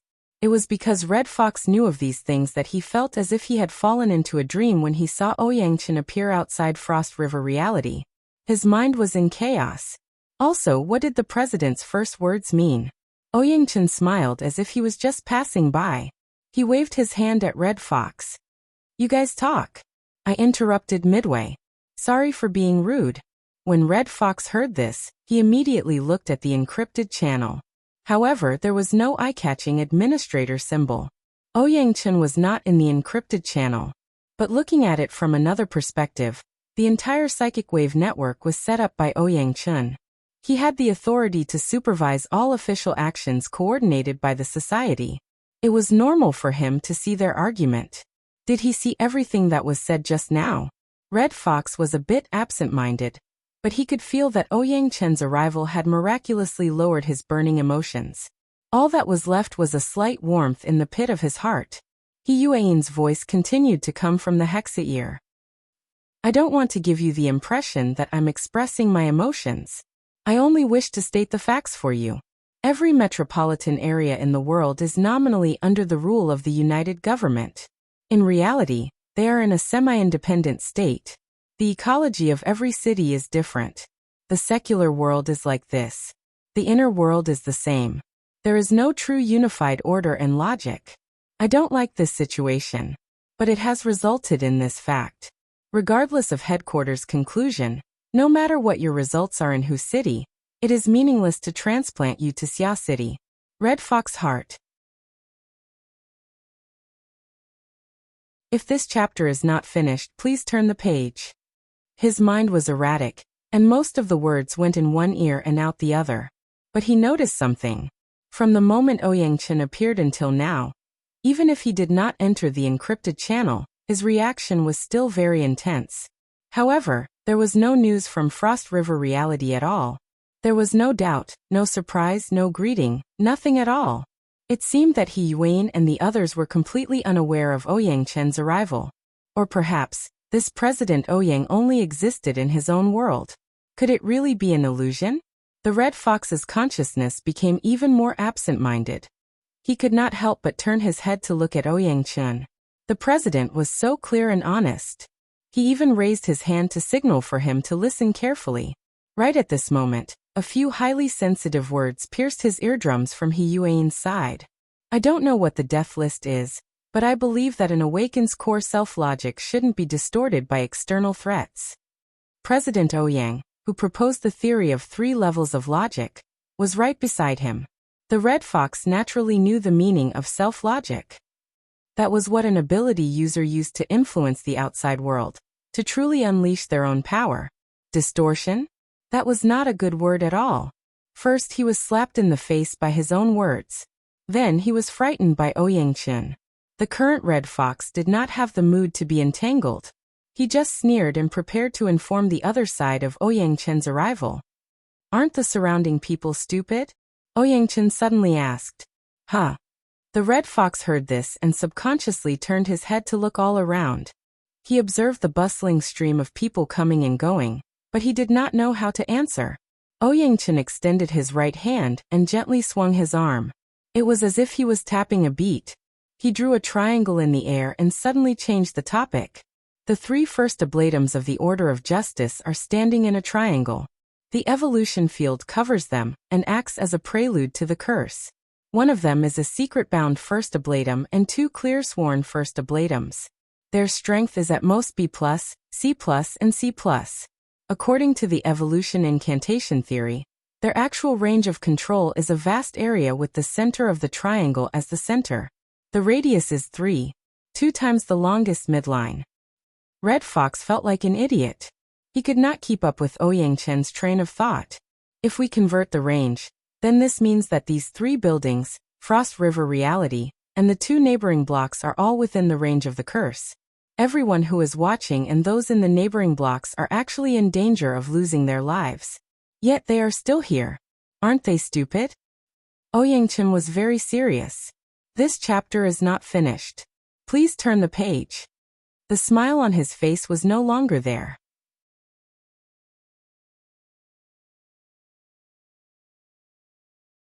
Behind the retro glasses, his eyes were calm and clear. This was the usual appearance of the gentleman of the laboratory. Red Fox was more familiar with this, but he was also more nervous. He hesitated for a moment before answering. Because they are completely ignorant of the danger? More or less, but it's not enough. Ouyang extended his hand and pointed outwards. It was as if he was stirring the surface of the water. His fingers streaked across the surging stream of people. Fine ripples spread out. Red Fox's eyes suddenly widened. At this moment, he finally discovered the strangeness of the surrounding crowd. No, it was the problem between him and Ouyang. The two of them were clearly standing in the stream of people, but everyone was ignoring them. Even if everyone's attention was focused on the area around Frost River reality, it was inevitable that they would bump into each other in the crowded stream of people. However, the current situation was that no one was making contact with the two of them. They passed by their sides, in the middle, and even passed through their bodies. The two of them seemed to have transformed into formless ghosts. Their bodies were in the real world, coexisting with the surrounding stream of people. Yet there was an insurmountable distance between them. And on the other side of the encrypted channel, Red Fox clearly saw that the timer in the corner of the interface had actually stopped. This is true projection, spatial fault, whatever you want to call it. However, I'm more used to calling it the logic world. Ouyang extended his hand and pointed at his temple. He added, "It's a world that I interpret using my logic." Was this the power of an extraordinary? In the face of such an inconceivable method, Red Fox completely lost the courage to think. He could only bow his head and admit defeat. "President, please give us a clear explanation." Ouyang did not feel offended. Just like he did in the Society's high-level training class, he used the usual terminology to explain.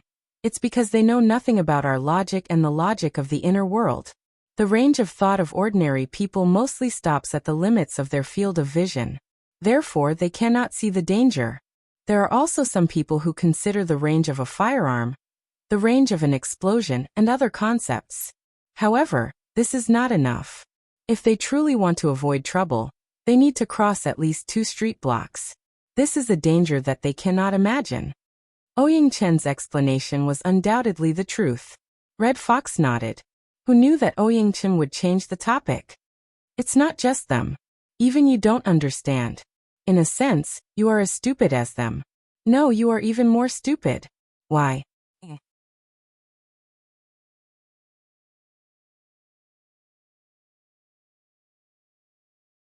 Chapter 224.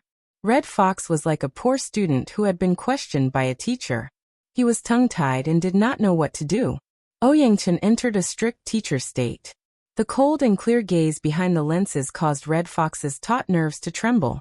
At this time, the second question was raised. What is the logic of the inner world? Red Fox opened his mouth but did not say anything. Actually, he had already spoken the thoughts in his mind when he was reprimanding Luo Nan. What difference could there be? It was all about politics, reality, compromise. But it was quite difficult to say these words in front of Ouyang. Ouyang did not expect Red Fox to respond. He simply gave his answer. The logic of the inner world is determined by destructive power. The destructive power range of extraordinary power determines the boundaries of the inner world's logic. Red Fox was dumbfounded, but he had no way to refute. Compared to ordinary people, the number of ability users is very small, but our destructive power is very strong. We form associations, orders, and organizations. We project our organizations to various parts of the world, allowing our destructive power to cover the entire world. As long as we want to, we can directly affect the life and death of every person. Secular society has been warped by us in this way. In the end, this is a kind of bandit logic. A president. Red Fox became a patient with a communication disorder. He did not know how to express his opinion at all. Ouyang curled his lips. Let's change it to a nicer sounding term. We can call it the logic of the strong. This is because the most powerful destructive power is built upon the foundation of the self-logic of the strong. The reality of the situation is that there is no strong destructive power that can cover the entire world. In the end, there is a limit. Therefore, the inner world revolves around the strong, forming radiation circles of all sizes. The normal mode of interaction in the inner world is born from the collisions, compromises, and exchanges between the circles of the strong. In the logic of the inner world, the strong are the foundation. Other conflicts, compromises, and politics are just expressions. Then the question is, what is strong? Red Fox's brain finally began to spin when faced with the third question. At this time, Ouyang-chen pointed to the top floors of the 3 buildings. 3 first ablatums working together can completely collapse a skyscraper regardless of the cost. Are they strong? Red Fox answered cautiously. This chapter is not finished. Please turn the page. That depends on who you compare yourself to. Excellent. The Red Fox still remembered that this was the first time Ouyang-chen had acknowledged him since they met. However, what did the president acknowledge? Ouyang-chen adjusted the frame of his glasses, but his gaze was unprecedentedly cold. You finally know that strength is determined by comparison. I can add a few more sentences. Strength is achieved through resistance, through real achievements. So where is your resistance? The Red Fox's heart twitched fiercely. He was stunned on the spot. Against whom? The scattered memories gathered together like a cluster of clouds. Red Fox vaguely remembered the time when he first came to Xia City. Now that he thought about it, it was really strange. After suffering such a painful lesson, why would he continue to reside in this damned association? Yes, it was because of the association's resources and benefits. It was because he needed to train hard and improve quickly so that he could return to Hu City and settle his grudges. But day after day, year after year, how could he forget? When and for what reason did he forget? He seemed to have forgotten as well. Was it because his talent was limited and he could not make any progress? Was it because of the passage of time and the healing of the heartache? No. In the final analysis, it was just as Yuan said. His self-logic had been distorted by the logic he hated the most in the past. Wasn't the word collapsed the most habitual tone of that bunch of trash from headquarters? Distorted. Red Fox extended his hands. He looked at the structure of his body, which had slowly changed over the years, but he felt that it was very unfamiliar. Ouyang-chen's voice entered his ears. Don't get distracted. Let's continue to discuss strength. Oh, I mean to discuss why you are stupid. The turmoil in Red Fox's mind was interrupted. His melancholy lessened slightly, but his thoughts became even more chaotic. He raised his head in a daze and looked at the president who had just given him a severe warning. Resistance or comparison is fine. We need to give an example.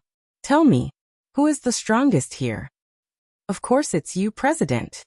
Red Fox did not know whether to laugh or cry, but he answered without the slightest hesitation. Ouyang-chen was currently the only officially registered extraordinary in the Xia City branch. He was a super powerful being who stood at the top of the pyramid of humanity. Even though the Order of Justice's secret-bound first ablatum, An Wang, was a powerful being who could make people pale at the mention of his name, he was far from being mentioned in the same breath as Ouyang-chen. Please turn the page if this chapter is not finished. If Ouyang-chen completely disregarded the various restraints between extraordinaries and hardened his heart to make a move, the 3 first ablatums of the secular side would either have to risk their lives to summon their holy relic, or they would immediately kneel and beg Fairchild to switch sides and help them. Aside from these 2 options, there was no third way to resist. Ouyang-chen did not hold back. He nodded in approval. And then, just talk about our side. The secretary, right? Red Fox's response was relatively quick. Ouyang-chen declined to comment. And then, Red Fox slowly pondered and answered. And then me Ying kitten paper-cut bamboo pole. I'm not familiar with Bai Xin Yan. Ouyang-chen laughed. He did not make any movements, but a detailed perspective map of a building appeared in front of the 2. It was none other than Frost River reality. Several figures were projected inside. They were He Yuan and the other members of the society. Although they were small in size, they were vivid and lifelike. What about him? Ouyangchen pointed at the child that Red Fox had intentionally or unintentionally skipped over. Luonan. Red Fox sneered. Him? He's not even an awakened. Yeah, he's still not an awakened. Ouyangchen nodded, but then he sighed. He recited in a low voice. The common people are bright, I alone am muddled. The common people examine, I alone am muddled. Red Fox's attainments in ancient texts were shallow. He was dizzy from listening to Ouyangchen. He could only raise his hands in surrender. President. Ouyangchen did not intend to make things difficult for Red Fox. He laughed and said, I'm not a specialist in reading scriptures. From my personal understanding, the meaning of these words is, everyone's energy is limited. When a person establishes a higher level of logic, it will be hard for him to divert his attention to deal with the chaotic logic of the common people. And when he forms a higher level of logic, the logic of the common people will be meaningless to him. Therefore, the intelligent people of the common people will always be able to see his muddle-headedness and childishness. The further the logic of the common people is from the logic of the higher level, the more intense the contrast becomes. After reaching a certain level, they will no longer be able to communicate. They will run in opposite directions. This is why it is said, the path of understanding is like obscurity. The path of advancing is like retreating. The path of barbarians is like the path of barbarians. Ouyangchen gazed at the small and exquisite projection. His gaze was deep and distant. A higher level, an even stronger confrontation. If we use the image of the common people to see and evaluate his actions, how would we know the hardships within? Besides, he is still a novice. Everything must be accumulated from the beginning.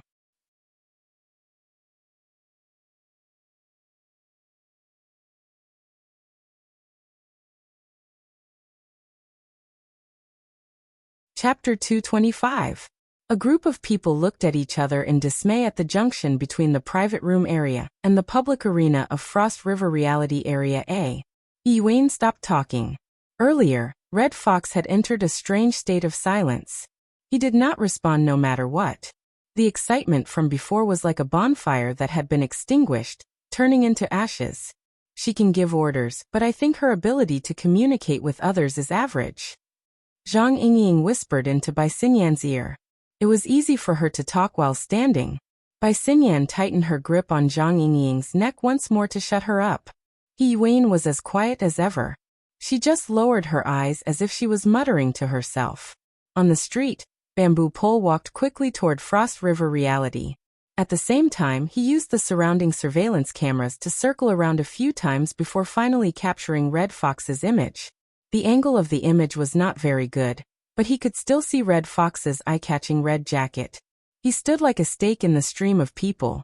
He was quietly lost in thought. No one knew what he was thinking. Bamboo Pole let out a long breath. It's good that he didn't just charge in. Those words were effective. Papercut swayed his slightly plump body with great effort to keep up with Bamboo Pole's footsteps. He tried to come up with an idea. Can we take the lead and verify it? The conversation between the two of them had intentionally avoided the encrypted channel, so as to not agitate the Red Fox. Bamboo Pole shook his head without even thinking. It's too dangerous.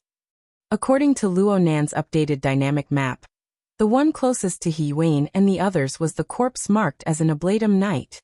However, the distance between each Ablatum Knight was not large. Right now, the situation in Frost River Reality Area A was like a strange chess game. The luxury private room area and the public arena were the boundaries of the river, separating the society from the order of justice. The society had deployed their chariots and cannons. Before they could do anything, the old generals were already fighting with their own Shixiang. However, the rest of the chess pieces were ready, and their formation was strict. Normally, these chariots and cannons were prepared to devour their own old generals. However, if the society really wanted to cross the river, then the corresponding pressure would naturally be borne by the society. Papercut spread his hands after listening to Bamboo Pole's explanation. Something will happen if we verify it. Something will happen if we don't verify it. Isn't this tormenting us? That boss Luo should at least say something clearly. Papercut did not take a stand on either side of the argument, but Red Fox's intense and resolute reaction stirred up some sympathy in him. At the same time, Luo Nan's long silence made him a bit dissatisfied. Even if he was a teenager, since he had stepped into the circle and participated in the operation, he had to show enough professionalism and teamwork. Especially in such a critical moment, a cheater could kill the entire team with a single thought. As a team member, who wouldn't be afraid? In the end, the Red Fox was just overreacting. Papercut shot another glance at the encrypted channel. Then, as expected, he saw a young and childish face. For some unknown reason, Cat Eyes, who was sharing her view, had fixed her gaze on Luo Nan's face for quite some time. This seemingly immature high school student had entered a state of silence since the beginning of the debate. Be it sarcastic remarks or supportive actions, none of them could move him. Upon closer inspection, Luo Nan should still be using his all-encompassing senses. His eyes were vacant, and his thoughts were misty. His attention wasn't placed on the matter of Red Fox. If one were to put it in a good way, it would be due diligence and indifference. But if one were to put it in a bad way, it would be too arrogant, selfish, and cold-blooded. Kids these days. Papercut's view leaned toward the latter, but he was calmer than Red Fox. In the end, he just sent a private message to Cat Eyes. "Hey kitty, do you see anything?" Cat Eyes did not respond immediately. Her view did not change at all. Was she entranced? Papercut was helpless. He could only send another message. Is there a way to verify it without provoking the order? It was in the instant he sent the message that he inexplicably recalled the conclusion of a famous lecturer in the society's team coordination class. When the public channel of a team is idle, private messages are prevalent. When that happens, the collapse of the team is just a few feet away. Papercut grinned. He looked at Luo Nan's image in the encrypted channel, and felt even worse. At this time, Cat Eye's view swayed. It seemed that someone was calling out to her. "Kitty, what do you say?" Inside Frost River reality, Zhang Yingying could no longer hold back. She forcefully pried open by Xinyan's chokehold arm, and called out to Cat Eyes. Papercut was not the only one who felt the terrible atmosphere of the team. Zhang Yingying had firmly stood by Luo Nan's side before, but she was very clear in her mind. As the focal point of the conflict, this kid's taciturn way of doing things was extremely inappropriate. Acting deep and reserved was no longer popular. Everyone liked warm guys. However, this brother Luo Nan really could not be woken up. By Xinyan, from the perspective of a doctor, advised her not to disturb Luo Nan while he was in the middle of sensing. This was to avoid a situation from happening. As for He Yuan, Luo Nan's impression of her as a swift and decisive secretary was inexplicably deep and reserved tonight. She spoke haltingly and her goal was unclear. Her performance was completely different from last week, when they were dealing with the human-faced arachnid. It seemed that He Yuan had yet to truly clarify the so-called mission up until now. This made Red Fox so angry that his brain juice was about to burst out. Helpless, Zhang Yingying could only consult Cat Eyes, who was the most professional on core issues. If Cat Eyes could understand Luo Nan's intentions, help explain a few words or provide a proof, then there would be a possibility of loosening this tight knot. Cat Eyes did not respond immediately after the call was sent out. Instead, 2 seconds passed before she suddenly turned her head. It was as if she had been startled awake. This gave Zhang Yingying a fright. "Are you all right?" "I'm fine." Cat Eyes extended her hand and straightened the flat-brimmed hat she wore crookedly. The shadow hanging down from the brim of the hat blocked half of her face. "What are you talking about?" Zhang Yingying looked at her suspiciously before saying, "I'm talking about the matter of verification. Red Fox is unforgiving, and Luo Nan, this fellow, just can't get a fart out of it. Do you have a way to verify? Something a bit more reliable?" On the other side, Papercut nodded to himself. He was thinking the same thing as Zhang Yingying. But then he saw that Cat Eyes did not respond.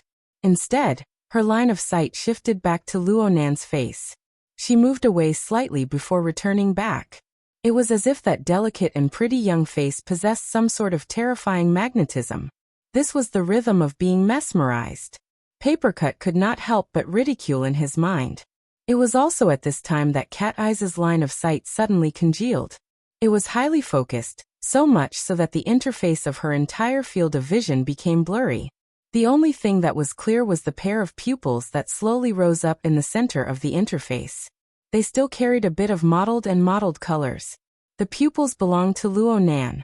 This contradictory character seemed to have finally heard the various doubts and dissatisfactions of the people. He temporarily walked out from his self-enclosed logic to connect with the outside world.